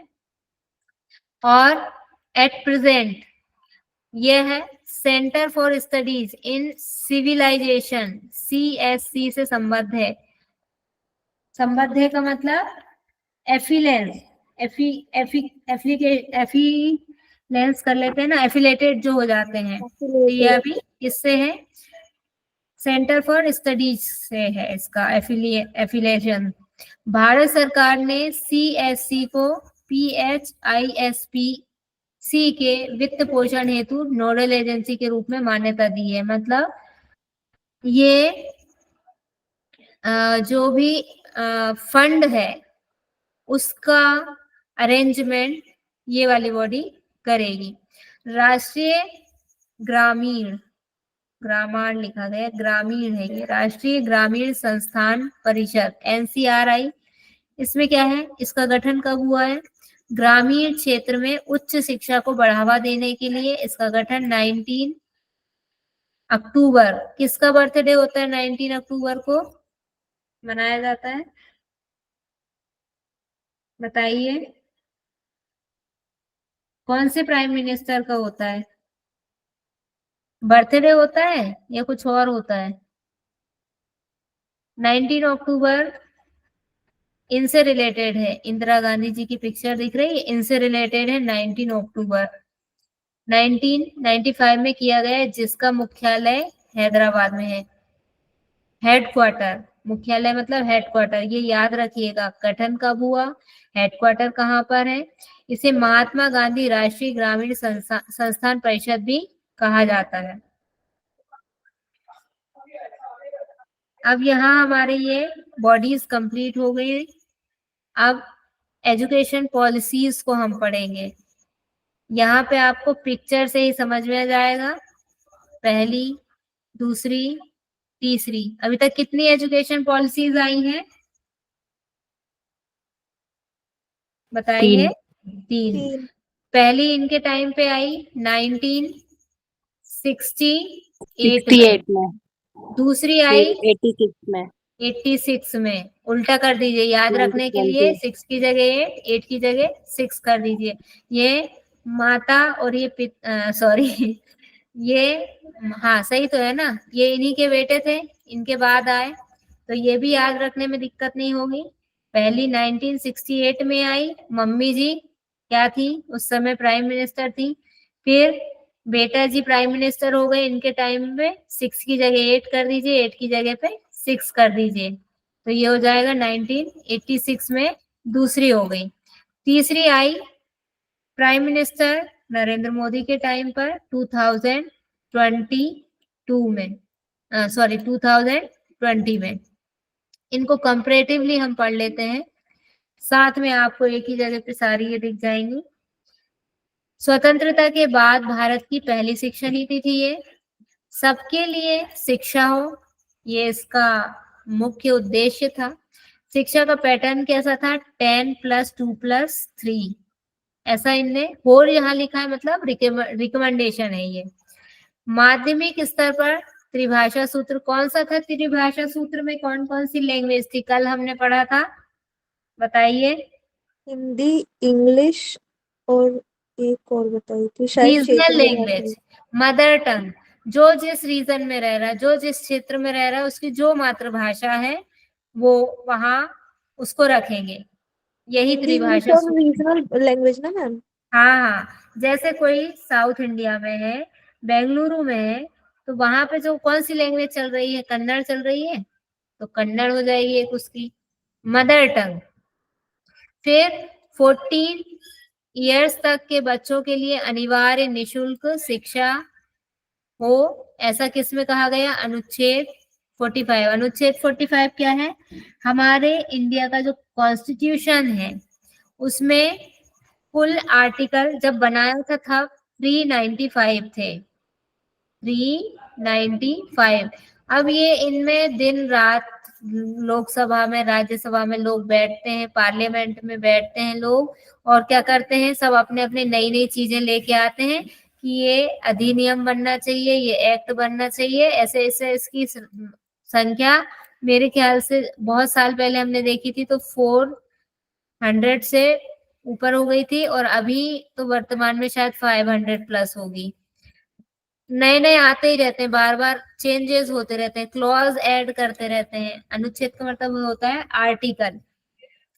रूल्स एंड रेगुलेशन के लिए किस आर्टिकल में क्या बात की है? सारे जितने भी मतलब नियम है ना हमारे इंडिया को चलाने के लिए, कि प्रत्येक नागरिक का क्या कर्तव्य है, प्रत्येक नागरिक को क्या करना चाहिए, तो वो सब जिस बुक में लिखे हैं उस बुक में उसके चैप्टर्स को क्या कहा गया है? अनुसूची कहा गया है। और उन अनुसूची के भी अंदर जैसे लिस्ट करते हैं ना, लिस्ट की सब लिस्ट हो जाती है, ऐसे ही ये अनुच्छेद यानी आर्टिकल होते हैं। आर्टिकल इसमें ये लिखा है कि भारत का राष्ट्रपति कौन होगा।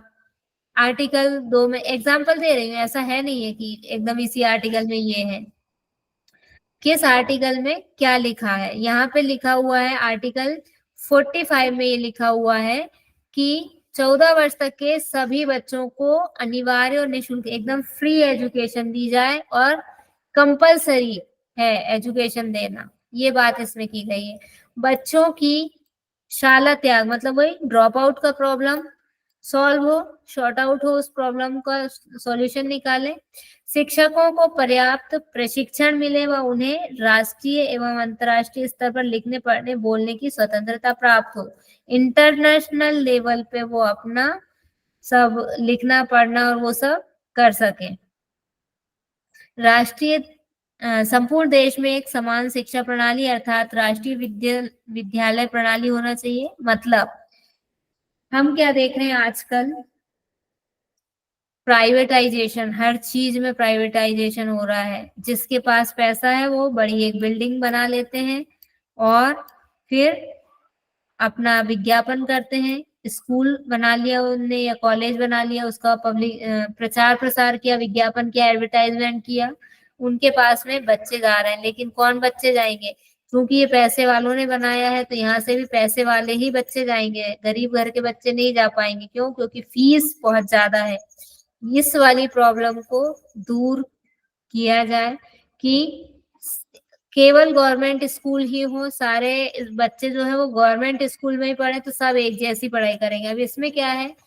पैसे वालों ने खोला है, पैसे वाले बच्चे जा रहे हैं, सुविधाएं ज्यादा हैं, साधन ज्यादा है, तो सीधी सी बात है कि ये ज्यादा इनके पास में क्वालिटी वाली एजुकेशन आएगी तो ये आगे बढ़ते रहेंगे। जो गरीब घर के बच्चे हैं उनके पास क्वालिटी एजुकेशन नहीं जाएगी तो वो पिछड़ते चले जाएंगे। फिर विश्वविद्यालय में शोध स्तर में सुधार व मजबूती लाई जानी चाहिए, यानी कि यहाँ पे रिसर्च की भी कुछ बात करी है इन्होंने कि रिसर्च में क्या होना चाहिए। प्रारंभिक स्कूलों में मातृभाषा दी जाए, विज्ञान और गणित शिक्षा पर अधिक बल दिया जाए, गणित सीखें, साइंस सीखें। शिक्षा की व्यवस्था हेतु पर्याप्त धनराशि की व्यवस्था की जाए, कि मतलब बजट एक डिसाइड करे ना, हर एजुकेशन नहीं, बजट जब आता है तो अलग अलग चीजों के लिए बजट आता है कि जो डिफेंस है यानी सुरक्षा है, सीमा पे हमारे बॉर्डर पे जो मिलिट्री या हमारे सोल्जर्स हमारी रक्षा के लिए खड़े हैं, एक बजट उसके लिए आता है कि साल भर में 20 लाख करोड़ या 3,000 करोड़ इसके लिए हम देंगे, एक बजट ये हो गया। तो ऐसे ही एजुकेशन के लिए भी एक अच्छा बजट लेके आए हर साल, ताकि उसमें अच्छे से पढ़ाई लिखाई हो सके। फिर शिक्षा एक उत्तम निवेश है, इन्वेस्टमेंट एक बहुत अच्छा इन्वेस्टमेंट है। इस शिक्षा नीति के 11वें भाग में इसे क्रियान्वित करने के लिए पर्याप्त धनराशि की उपलब्धि को स्वीकार किया गया तथा यह घोषणा की गई कि केंद्र सरकार अपने बजट में शिक्षा पर 6% का प्रावधान करेगी, साथ ही प्रत्येक स्तर पर जन सहयोग को प्रोत्साहित करेगी। मतलब टोटल बजट इनका आया मान लो 10 रुपए का, 10 रुपए इनके पास टोटल है, तो उसमें से 6 रुपए इन्होंने किसको दे दिए, शिक्षा को दे दिए। ये है इस बात का मतलब। फिर प्रत्येक 5 वर्ष में इसके परिणामों की समीक्षा की जाएगी। 1992 में ऐसा कहा गया कि ये जो शिक्षा नीति आई है, ये जो रिकमेंडेशंस हैं, इनको अगर मान लिया गया है तो जो रिजल्ट आ रहे हैं उन पर उनकी समीक्षा की जाएगी हर 5 साल में। बहुत अधिक सफल नहीं रही है शिक्षा नीति, क्योंकि कुछ ऐसी चीजें हैं कि जो प्रैक्टिकली नहीं हो सकती थी, इसलिए ये इसको कैसा मान रहे हैं, हम फेल मान रहे हैं। टोटली फेल नहीं है, लेकिन बहुत अच्छे से ये सफल भी नहीं हुई। अब हमारी आ जाती है नेक्स्ट 1986 में आई नई शिक्षा नीति। इसको एक बोलेंगे, ये केवल शिक्षा नीति थी या पहली शिक्षा नीति थी, ये नई शिक्षा नीति है 1 और नई शिक्षा नीति 2।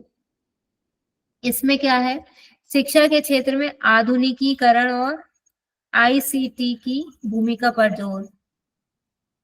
आधुनिकीकरण मतलब मॉडर्नाइजेशन, मॉडर्न वाली चीजें जो है उन पे ज्यादा फोकस।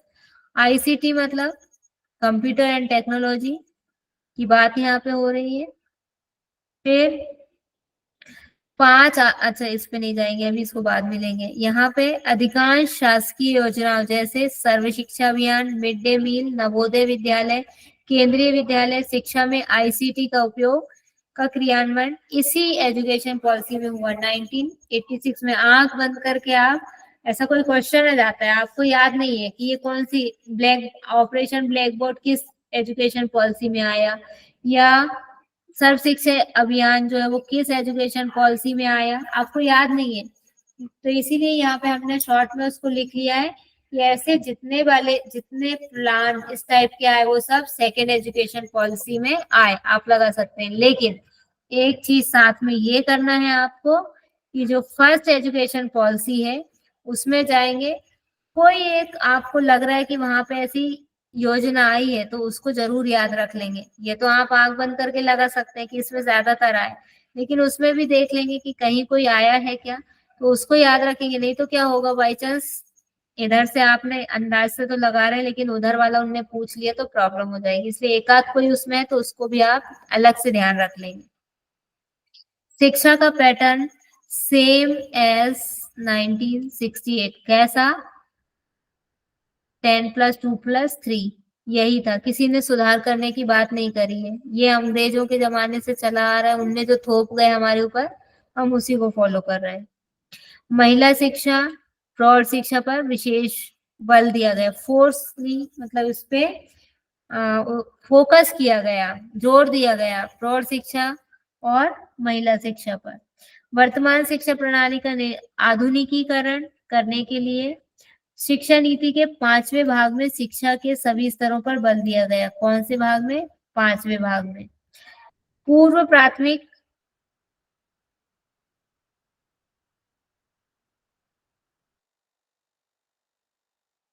मैम आवाज चली गई।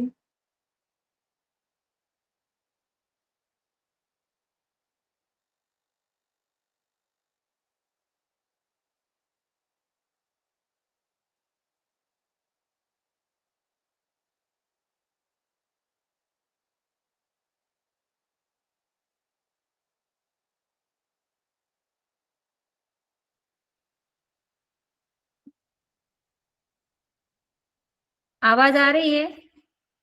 मैम अभी आई है। हाँ, अरे आज इतने ज्यादा फोन आ रहे हैं, ऐसे फोन नहीं आते किसी के।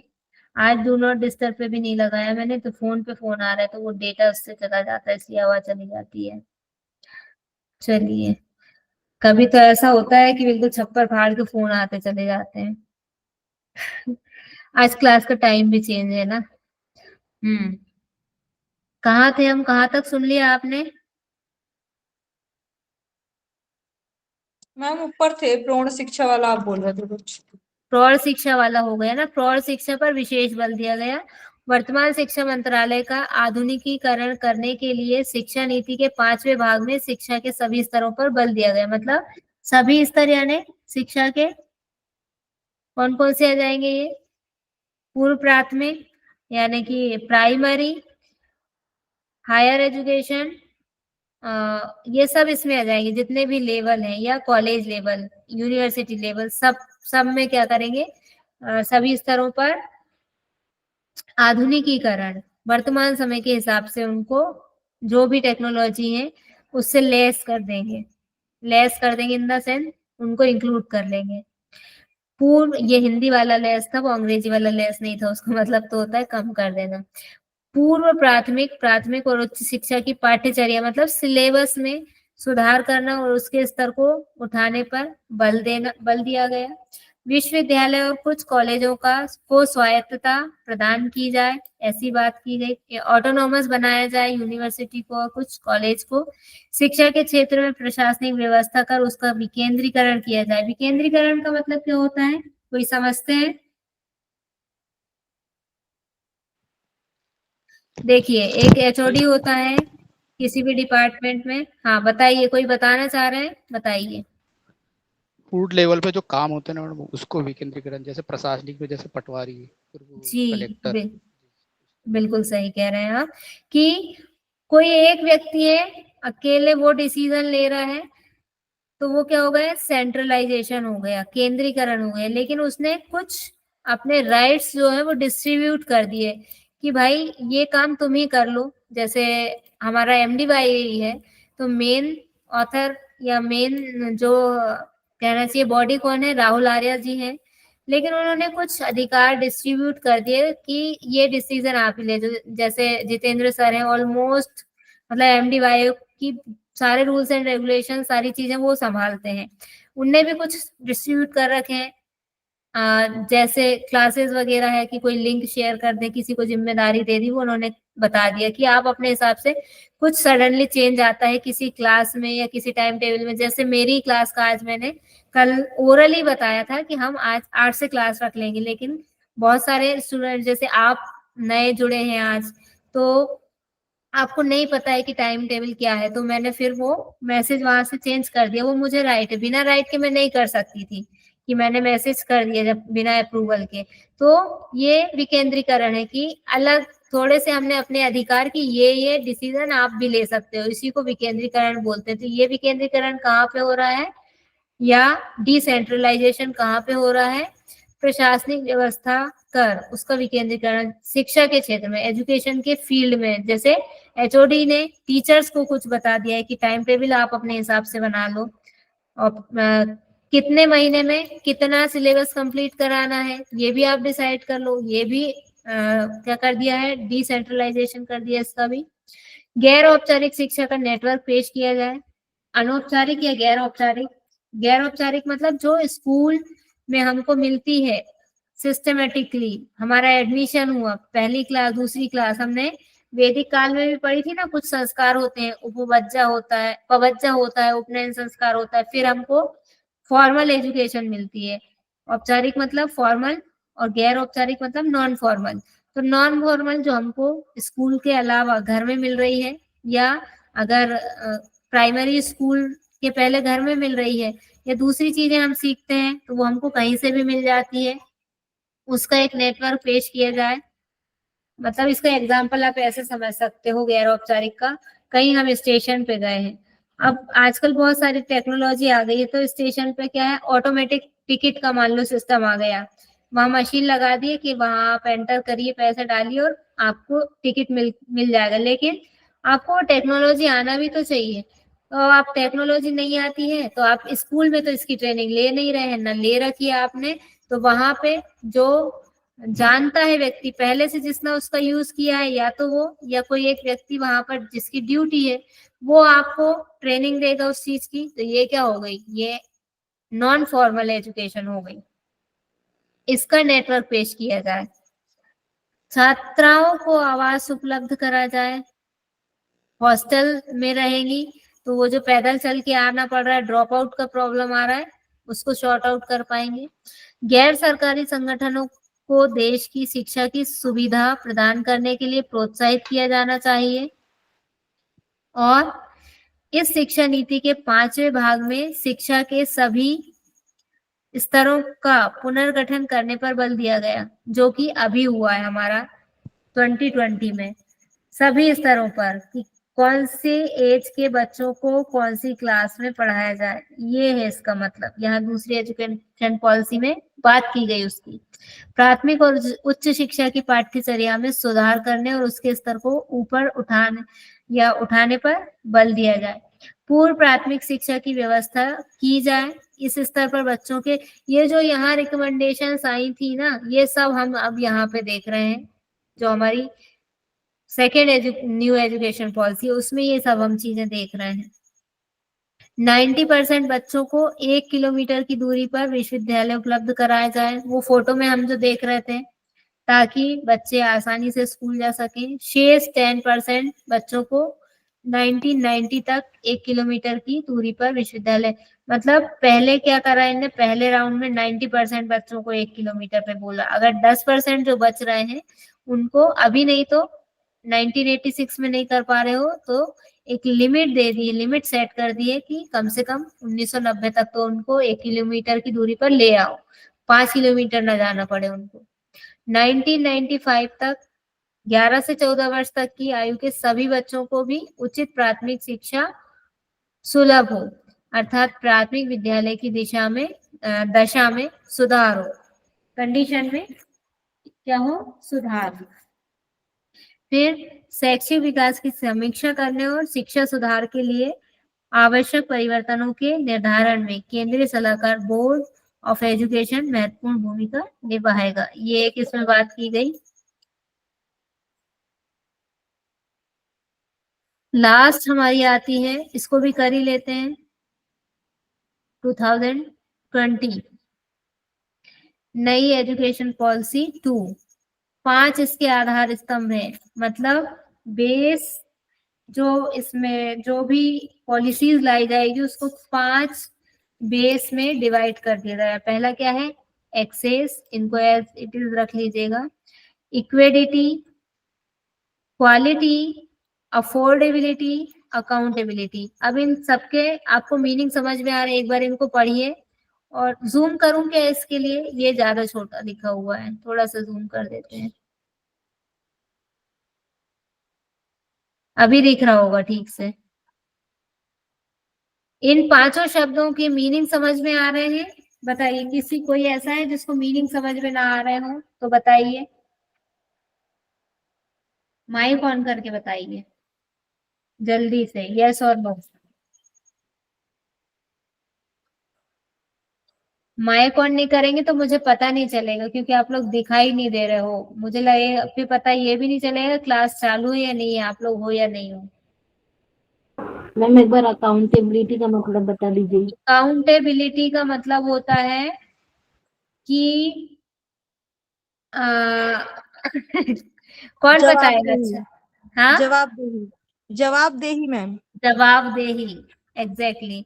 मतलब रिस्पॉन्सिबिलिटी आप ले रहे हो उसकी, किसी चीज की, शिक्षा की, कि हाँ हम आपको अच्छी एजुकेशन प्रोवाइड करवाएंगे, ठीक है। उत्तरदायी, उत्तरदायी तो जो ले रहा है कोई भी, ये ओके मैम। हमारा। हाँ, शिक्षा का पैटर्न क्या है इसमें? इक्विटी क्या है मैम इसमें? हाँ, इक्विटी में सेकंड नंबर का इसमें सेक्शन क्या हो रहा है, दिख नहीं रहा है इक्विडिटी क्या मैडम लिखा हुआ है ना, इसका क्या मतलब है मैम? कि अफोर्डेबिलिटी, नहीं मैम, सेकंड नंबर पे जो है ना इक्विडिटी। इक्विडिटी, इक्विडिटी का मतलब कौन बताएगा? बराबर।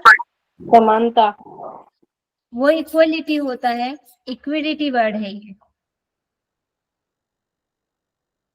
बताइए।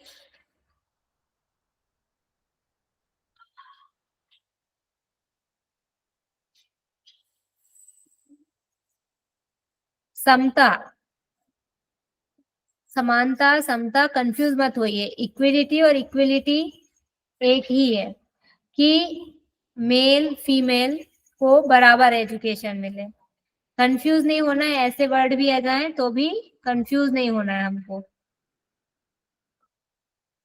अफोर्डेबिलिटी मतलब आपकी इकोनॉमिकली आप उसको कर सकते हैं कि नहीं कर सकते हैं, वो उसमें आ जाएगा। शिक्षा का पैटर्न कैसा है? अभी तक हम पढ़ रहे थे 10+2+3, यहाँ पे उसको कर दिया है, डिवाइड कर दिया 5+3+3+4, और ये यहाँ पे उसको एक्सप्लेन भी कर दिया है 5+3 3 इयर्स प्री प्राइमरी पढ़ेंगे हम। इसको भी दो भाग में बांट दिया है, ये जो 5 है ना, इसको भी दो भाग में बांट दिया। 5 में से 3 इयर्स तक पढ़ाएंगे प्री प्राइमरी फर्स्ट और सेकेंड क्लास को, उसके बाद 3 इयर्स काय में डिवाइड कर दिए। अच्छा, 5+3+3, हाँ, फर्स्ट और सेकेंड क्लास को 3 साल तक प्री प्राइमरी, थर्ड और फोर्थ को प्लस फिफ्थ को क्या दे रहे हैं? प्री प्राइमरी में, प्राइमरी स्टेज में रख रहे हैं थर्ड, फोर्थ और फिफ्थ को। ये 2 क्लास ली है इनने, फर्स्ट एंड सेकेंड, और ये 3 क्लास ली है, इसलिए ये 5 हो गया है। ऐसे करके आपको इसको देखना है। ये जो 5 है ये किस लिए है? इन 2 क्लास के लिए और इन 3 क्लास के लिए, ऐसे मिला के ये हो गया 5। इसी 5 में से ये 3 साल के लिए दे रहे हैं फर्स्ट और सेकेंड को, और 3 साल को। तो अगर टाइम की बात करें, ईयर्स की बात करें, तो कितने हो गए? 6 ईयर। और जो पहली क्लास का बच्चा होता है उसका एडमिशन कितने साल की आयु में होता है? 6 वर्ष की आयु में होता है। ठीक है, ये गणित थोड़ा सा समझ के पढ़िएगा। ये जो 5 है, इस 5 को 2 में डिवाइड कर दिया, फर्स्ट और सेकेंड, और थर्ड, फोर्थ और फिफ्थ में। लेकिन अगर टाइम पीरियड की बात करें तो दोनों में 3-3 साल का एजुकेशन दिया जा रहा है। तो ऐसे ये 6 साल पढ़ रहे हैं, 10 वर्ष की आयु में क्या होता है बच्चे का? पहली क्लास में आता है बच्चा, 6 साल में तो एडमिशन लेता है। 3 इयर्स जो है वो, ये वाला 3 आ गया। अब इस 3 का क्या मतलब है? 6th, 7th और 8th, ये 3 क्लास के लिए ये 3 आया है, सेकेंड नंबर वाला। फिर इसके बाद क्या आ रहा है? सेकेंडरी स्टेज आ रहा है। ये सब प्राइमरी स्टेज में था, सेकेंडरी स्टेज में आ रहा है 4 क्लासेस आ रही हैं, 9th, 10th, 11th, 12th, इन सबको सेकेंडरी स्टेज में रख दिया है। मिडिल एजुकेशन जो है उसमें रख दिया है। फाउंडेशन लेवल को ऐड किया गया है इसमें। क्रिया आधारित लर्निंग मतलब एक्टिविटी बेस्ड लर्निंग, करके सीखो। बच्चों के लिए पाठ्यक्रम NCERT निर्धारित करेगा। ये कुछ फैक्ट है इसमें साथ में। बच्चों का किताबों का बोझ कम किया जाएगा, हो भी गया है, ऑनलाइन से। और क्या है इसमें? प्राइमरी स्टेज पर भाषा कौन सी होना चाहिए? अंग्रेजी भाषा बच्चों के लिए अनिवार्य ना होगी। ये तो बहुत कॉमन हो गया। हम जो अपना पढ़ रहे थे वैदिक कालीन शिक्षा पद्धति से, या अंग्रेज लोग जो आए वहां से भी हम देख रहे हैं शिक्षा का माध्यम, स्वाभाविक है ना, बच्चा माता पिता के साथ रह रहा है बचपन में, परिवार का माहौल कैसा है, तो वो ज्यादा आसान उसके लिए यही है कि वो अपनी मातृभाषा में ही पढ़े, अनिवार्य ना हो अंग्रेजी उसके लिए। इस स्तर के बच्चे सामान्य विषय जैसे गणित, विज्ञान, सामाजिक विज्ञान आदि पढ़ेंगे, छोटे छोटे नॉर्मल लेवल के। मिडिल स्टेज में क्या होगा? कक्षा 6 से ही बच्चों को कोडिंग करना सिखाया जाएगा। ये बहुत इंपॉर्टेंट है। कितनी बड़ी चीज सिखा रहे हैं जो हम आज तक नहीं सीख पाए हैं। कॉलेज कर लिया हमने, सब कुछ कर लिया और हमें कोडिंग नहीं आती, लेकिन यहाँ 6 क्लास के बच्चे को ही कोडिंग करना सिखा दिया जा रहा है। कक्षा से 6 से ही बच्चा अपनी रुचि एवं योग्यता के आधार पर इंटर्नशिप कर सकता है। इंटर्नशिप मतलब क्या होता है बताइए? ग्रेजुएशन में सबने इंटर्नशिप, पीजी में सबने किया होगा इंटर्नशिप, या करेंगे या कर रहे होंगे। क्या होता है इंटर्नशिप का मतलब? बताइए, कोई तो बोल दो। मैम एक प्रकार का मतलब ट्रेनिंग टाइप की काम की। ट्रेनिंग से हाँ, ट्रेनिंग भी होती है। ट्रेनिंग कम, इसको आप इम्प्लीमेंटेशन, जो आपने सीखा है, आप सीख चुके हो ना, उसको आप फील्ड पे करके देख रहे हो, प्रैक्टिकल कर रहे हो उस पे, तो दोनों ही चीजें हैं उसमें। कई कोडिंग कई क्या इंस्टीट्यूशन होती में है? जहां आप जा रहे हो इंटर्नशिप करने, वहां आपको इसका पे भी किया जाता है, मतलब वो आपको इसका कुछ ना कुछ देते भी हैं। फ्री नहीं रहती कई जगह। आप स्कूल में जा रहे हो, वहां पे फ्री है कई जगह, हमको हमारा एकेडमिक पर्पज से करनी है। लेकिन कहीं कहीं पे जैसे इंजीनियरिंग में, तो इंजीनियरिंग के बच्चों को तो दिया ही जाता है, वो ट्रेनिंग पीरियड में भी कुछ ना कुछ उनको मिलता है। सेकेंडरी स्टेज बच्चों को मैम किसी कोडिंग एक क्या है? विषय। मैम जी, कोडिंग क्या है? कोडिंग कोडिंग कोडिंग कोडिंग मतलब कंप्यूटर में लैंग्वेजेस जो होती है प्रोग्रामिंग के लिए, प्रोग्रामिंग करते समय कोडिंग की जरूरत पड़ती है। जैसे ये सब हमको जो लिखा दिख रहा है ना कंप्यूटर में, ये ऐसा ही नहीं रहता है। इसकी अभी हमको ये दिखती नहीं है, हम यहाँ नहीं कर रहे हैं, लेकिन कोडिंग, वहाँ कोडिंग चलती रहती है। ये लैंग्वेज सॉफ्टवेयर क्या है, इसमें हमारे डाउनलोड है, तो ये अपने आप काम कर लेते हैं। लेकिन जो प्रोग्रामर्स होते हैं, ये सब चलाने के लिए, हम जो ये पढ़ पा रहे हैं, लिख पा रहे हैं, इसके लिए प्रोग्रामर्स जो होते हैं, कंप्यूटर सॉफ्टवेयर के जो इंजीनियर्स होते हैं, वो कोड करते हैं। मतलब आपने रीजनिंग पढ़ी होगी कभी कि राम पढ़ी। को, हाँ, किसी भाषा में राम को क्या कहा जाता है?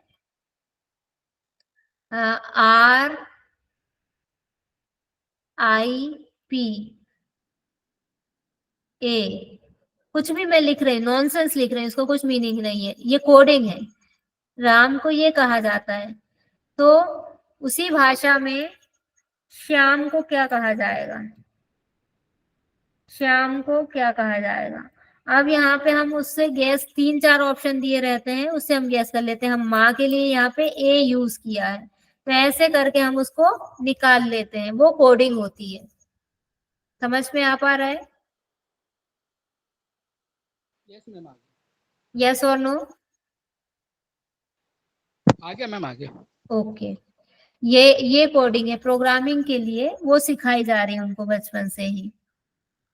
स्ट्रीम सिस्टम हटा दिया गया, बच्चों में विश्लेषणात्मक क्षमता का विकास किया जाए। विषयों का चयन बच्चा अपनी रुचि के अनुरूप कॉम्बिनेशन के रूप में कर सकेगा। ये स्ट्रीम सिस्टम हटा दिया, मतलब ऐसा नहीं है कि आप बायो लोगे तो बायो में अब आपको फिजिक्स, केमिस्ट्री, मैथ्स यही पढ़ना पड़ेगा, क्योंकि ये स्ट्रीम में तो यही इनका ही बंच है, यही पढ़ना पड़ेगा। ये नहीं, ये हटा दिया। क्या होगा? आप फिजिक्स पढ़ना चाहते हो, जैसे हम असेंबल, कंप्यूटर असेंबल करवाते हैं ना, कि हमने एचपी का मॉनिटर ले लिया, हमने इंटेल का अपना सीपीयू ले लिया, माउस हमने जेब्रोनिक्स का ले लिया, कीबोर्ड हमने जेब्रोनिक्स का, तो ये क्या हो गया? हमने असेंबल करवाई अपनी मर्जी से, जो हमको अच्छी लग रही थी जिस कंपनी की चीज, वो हमने ले ली और अपना एक कंप्यूटर बना लिया। ऐसे ही बच्चा अपनी एजुकेशन को असेंबल कर सकता है कि उसको गणित पढ़ना अच्छा लगता है तो वो एक सब्जेक्ट गणित ले लेगा, और उसको अगर हिंदी अच्छा लग रहा है तो वो हिंदी, इसमें अपना हिंदी ऐड कर लेगा, मर्ज करके वो ले सकता है। और एक बहुत अच्छी चीज यहाँ पे आई है कि अपनी वो जो भी ले रहा है उसमें एक ऑप्शनल विषय के रूप में योग को भी ले सकता है। कोई भी एक कॉम्बिनेशन वो बना सकता है अपनी इच्छा से। सेमेस्टर सिस्टम द्वारा मूल्यांकन किया जा सके, 360 डिग्री असेसमेंट मूल्यांकन व्यवस्था को लागू किया जाएगा। अब ये 360 डिग्री मूल्यांकन क्या है, इसको समझ लीजिए। अभी तक क्या होता है कि एग्जाम होता है, बच्चे तैयारी करते हैं, पढ़ते हैं, परीक्षा देते हैं, और टीचर जो है उसको मार्क्स देता है। टीचर बताता है कि इस बच्चे का परफॉर्मेंस कैसा है, इसने इतने आंसर किए, सही है। लेकिन ये 360 डिग्री में क्या हो रहा है कि किसी चीज के लिए, मान लो कोई क्विज हुई, एक्टिविटी हुई, कोई भी टास्क है, उसके लिए उसको बांट दिया गया, उसका एक पार्ट में उसको टीचर मार्क्स देंगे और दूसरे पार्ट में उस क्लास में जितने भी बच्चे हैं वो सब भी उस बच्चे को मार्क्स देंगे उस टास्क के लिए, कि उसको मान लीजिए बिहेवियरल के लिए मिल रहा है मार्क्स, तो सारे टीचर के साथ साथ सारे बच्चे भी देंगे उसको, 10 में से 4, 10 में से 5, फिर उनको देखा जाएगा। ये होता है 360 डिग्री असेसमेंट मूल्यांकन व्यवस्था, कि केवल एक टीचर के अकॉर्डिंग नहीं, टीचर को बुरा लग गया, किसी बच्चे ने किसी दिन किसी बात पे से टीचर को जवाब दे दिया या कुछ हो गया, तो टीचर को क्या हो गया, टीचर का ईगो हर्ट हो गया, अब वो बच्चे से नाराज हो गया, तो वो बच्चे को खराब मार्क्स देगा। लेकिन बच्चा ऐसा नहीं है, मान लीजिए, तो उसके साथ अन्याय हो गया, अब ये अन्याय ना हो पाए तो बाकी सारे स्टूडेंट्स भी उस चीज को देखेंगे, मार्क्स करेंगे, सब लोग अलग अलग उसको मार्क्स दे रहे हैं, तो उसका जो एक्चुअलिटी है वो सामने आएगी। Higher education common aptitude test should be apply. Higher education में क्या होगा, कॉमन एप्टीट्यूड टेस्ट। अभिरुचि परीक्षण, अभिरुचि परीक्षण का मतलब क्या होता है, आपको एक पैराग्राफ दे दिया जाएगा या एक कोई प्रॉब्लम आपको दे दी जाती है, उसको आपको अपनी रीजनिंग लेवल का, अपनी तर्क शक्ति का प्रयोग करके उसमें आंसर करना रहता है, या एक कंडीशन दी रहती है उसमें। जैसे आपने क्वेश्चन देखे होंगे कभी कहीं, अगर कंपटीशन की तैयारी की होगी या कहीं, उसमें ऐसे क्वेश्चन पूछ लिए जाते हैं, मान लीजिए आपको किसी जिले का कलेक्टर बना दिया गया, या हम एजुकेशन से बात कर रहे हैं तो एजुकेशन से ले लेते हैं कि मान लीजिए आप किसी क्लास के क्लास टीचर हैं और उस क्लास में एक बहुत शरारती बच्चा है जो आपको मतलब पढ़ भी नहीं रहा है, पूरी क्लास को डिस्टर्ब कर रहा है, तो आप उसमें फिर 4 ऑप्शन दे देंगे कि आप क्या करेंगे, आप बच्चे को पनिशमेंट देंगे, बच्चे की प्रॉब्लम जानने का प्रयास करेंगे, वो क्यों ऐसा कर रहा है कारण जानने का प्रयास करेंगे, इस टाइप से 4-5 आपको ऑप्शन मिलेंगे, आपको उसमें से सबसे अच्छा ऑप्शन चूज करना है। अब इसमें से कोई भी ऑप्शन गलत नहीं है, कोई भी ऑप्शन गलत नहीं है, इसमें से सभी ऑप्शन सही है, लेकिन क्या होता है, गुड, बेस्ट, बेटर, इस टाइप वाली कंडीशन होती है, तो वो एप्टीट्यूड में आते हैं। कॉमन एप्टीट्यूड टेस्ट रखा जाए, मतलब ऐसी वाली उसमें क्वेश्चन आंसरिंग रखी जाए, अर्थात 12 में अगर किसी स्टूडेंट कम अंक आए तब इस टेस्ट व 12 के अंकों को मिलाकर, कक्षा क्लास 12 में है ना ये, के अंकों को मिलाकर मनवांछित संस्था में प्रवेश मिल सके। अब कोई भी कंडीशन हो सकती है, एग्जाम के टाइम पे उस स्टूडेंट की तबीयत खराब हो सकती है, कोई कैजुअलिटी उसके घर में हो सकती है, तो उसकी वजह से उसके मार्क्स कम आए हों, लेकिन इसका मतलब ये तो नहीं है कि वो अच्छा स्टूडेंट नहीं है। इस वाली प्रॉब्लम को सॉल्व करने के लिए इस एप्टीट्यूड टेस्ट की व्यवस्था की गई है कि उसको उसका जो ओरिजिनल उसकी योग्यता है उसको बाहर लाया जा सके। अगर बच्चे को किसी कारण से कॉलेज बीच में छोड़ना पड़ता है तो उसके लिए क्या होगा, ये बहुत अच्छी चीज आई है, इसको बोलते हैं, मतलब बच्चे को एक बैंक प्रणाली में जोड़ा जा रहा है। ये बैंक प्रणाली पैसे वाली नहीं है, आपकी एजुकेशन से रिलेटेड आपकी जो डिग्रियां हैं, सर्टिफिकेट हैं, उसको बैंक की तरह इन इंस्टीट्यूशंस में जहां हमने पढ़ाई करी है उसमें बिल्कुल आपके पैसे की तरह सुरक्षित रखा जा रहा है। कैसे? डिजिटल लॉकर कहते हैं मैम उसे। जी, डिजिटल लॉकर बोलते हैं मैम। हाँ, डिजिटल लॉकर, ABC इसको नाम दिया गया शायद, अगर मैं सही हूं तो ABC सिस्टम इसको बोलते हैं, क्रेडिट मिलते हैं इसमें। एक फर्स्ट ईयर है, फर्स्ट ईयर कर लिया आपने किसी इंस्टीट्यूशन से, मान लीजिए आपने बरकतुल्लाह यूनिवर्सिटी भोपाल से फर्स्ट ईयर कर लिया, तो आपको सर्टिफिकेट मिल जाएगा फर्स्ट ईयर में, और सेकेंड ईयर में आपको डिप्लोमा मिल जाएगा, आपने 2 साल वहां से किया तो आपको डिप्लोमा मिल जाएगा, और 3 वर्ष में डिग्री के साथ रिसर्च का एक सर्टिफिकेट दे दिया जाएगा। अगर आप एक इंस्टीट्यूशन से ऐसा करते हैं और आप उसके बाद में वहां से छोड़ रहे हैं किसी कारण से, या आपकी पढ़ाई छूट रही है, फिर आप कहीं और जाते हैं, तो ये इतनी चीजें आपकी जहां जो छूटा था आपका, अभी तक क्या होता था कि आपको वहीं से कंप्लीट करना रहता था, या कोई आपको ये सर्टिफिकेट डिप्लोमा नहीं मिल रहा है, बाई चांस किसी के साथ कोई कंडीशन हो गई कि वो 1 ही साल पढ़ाई कर पाया, उसके बाद वो नहीं कर सकता है। तो अभी तक क्या था, इस फर्स्ट ईयर की मार्कशीट की कोई वैल्यू नहीं थी, कुछ नहीं समझा जाता था, लेकिन अब आपको 1 साल पढ़ाई करने के बाद भी ये जो चीज मिल रही है इसकी वैल्यू है। स्कूल एवं कॉलेज स्तर पर संस्कृत भाषा के ज्ञान पर विशेष बल दिया जाएगा, ये चीज भी आई है। 10वीं और 12वीं की बोर्ड परीक्षाएं यथावत रहेगी, जैसे चल रही वैसे चलेंगी। बोर्ड परीक्षा में अच्छे अंक ना आने पर बच्चे दोबारा प्रयास कर सकते हैं, फिर से दे सकते हैं, करते भी हैं, क्या श्रेणी सुधार बोलते हैं उसको। विभिन्न उच्च शिक्षण संस्थानों में डिजिटल स्तर पर एकेडमिक बैंक ऑफ क्रेडिट बनाया जाएगा। वही जो मैं बोल रही हूँ ABCD, ये है academic for A for academic, B for bank और C फॉर क्रेडिट। इसको याद रख लीजिएगा, इसका फुल फॉर्म पूछा जा सकता है। फाइनल डिग्री में इन क्रेडिट्स को जोड़ा जा सकेगा। इस सरकारी व निजी उच्च शिक्षण संस्थानों पर एक ही तरह के नियम लागू होंगे, सेम रूल्स एंड रेगुलेशंस रहेंगे। ऐसा नहीं है कि जो प्राइवेट इंस्टीट्यूशन है वो मनमाना आपसे बोलेंगे कि नहीं आपको 5 साल जो है 5+3+3 4 की जगह उन्होंने अलग कुछ कर दिया, 3+2+4 वो चला रहे हैं, ऐसा नहीं चलेगा, सब जगह एक जैसा रहेगा। सभी विश्वविद्यालयों में तो एक ही प्रवेश परीक्षा होगी, कॉमन एंट्रेंस टेस्ट होगा। 2020 तक अध्यापन के लिए 4 वर्ष की न्यूनतम इंटीग्रेटेड बीएड की डिग्री जरूरी की जाएगी। अभी बीएड ऐसे ही चल रहा है, कभी 1 साल का था, फिर 2 साल का, 3 साल का, ऐसा नहीं, 4 साल का आपको B Ed bachelor of education degree लेना पड़ेगी। इच्छुक वरिष्ठ एवं रिटायर्ड अध्यापकों का बड़ा पूल बनेगा, जो यूनिवर्सिटी व कॉलेज के अध्यापकों को पेशेवर सहयोग देंगे। इसको मेरे ख्याल से एक चीज आई है, एक कंसेप्ट आया है ज्ञान, उसमें ये रहेंगे, उससे ये जुड़े रहेंगे।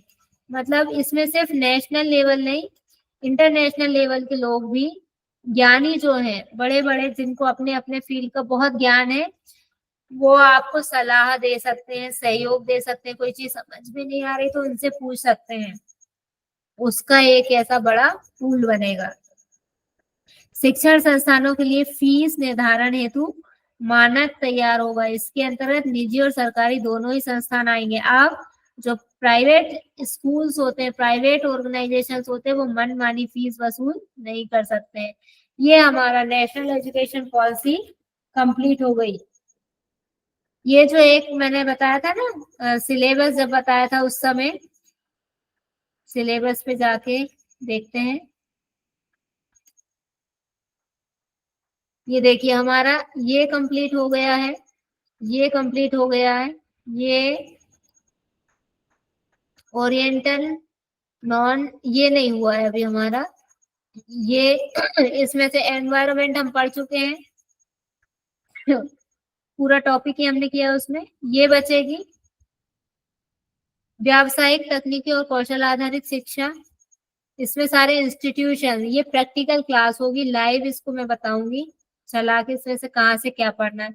ये वाला जो मैं बोल रही थी ना कि ये हटा दिया गया है, ये वाला टॉपिक अभी इसमें से क्वेश्चन नहीं आते हैं, कुछ बस एजुकेशन से रिलेटेड पॉलिसीज पूछी जाती है। तो ये जो हमने एजुकेशन पॉलिसी पढ़ी है वो इस वाले का पार्ट है। ये हमारा हो गया। क्या बचा है अब हमारा, एक ये बचा हुआ है मूल्य एजुकेशन, और एक ये वाला बचा है, इसको हम कर लेंगे। अच्छा, oriental, oriental conventional and non conventional programme, ये सब एक क्लास के हैं। तो ये ऑलमोस्ट हमारे, आई होप कल कंप्लीट हमारा हो जाएगा हायर एजुकेशन पूरा। इतना ही, कल भी आपकी सर की क्लास नहीं है ना, कुंदन सर की? No ma'am. तो कल भी हम ऐसे ही 8 बजे जुड़ जाएंगे क्लास से। आज मैं अभी से मैसेज कर दूंगी, तो 8 बजे से जुड़ेंगे और कंप्लीट कर लेंगे। कल हमारा हायर एजुकेशन कंप्लीट हो जाएगा। तो अभी तक जो पढ़ा है हमने, उसमें किसी का कोई डाउट है तो पूछ सकते हैं, वेलकम है।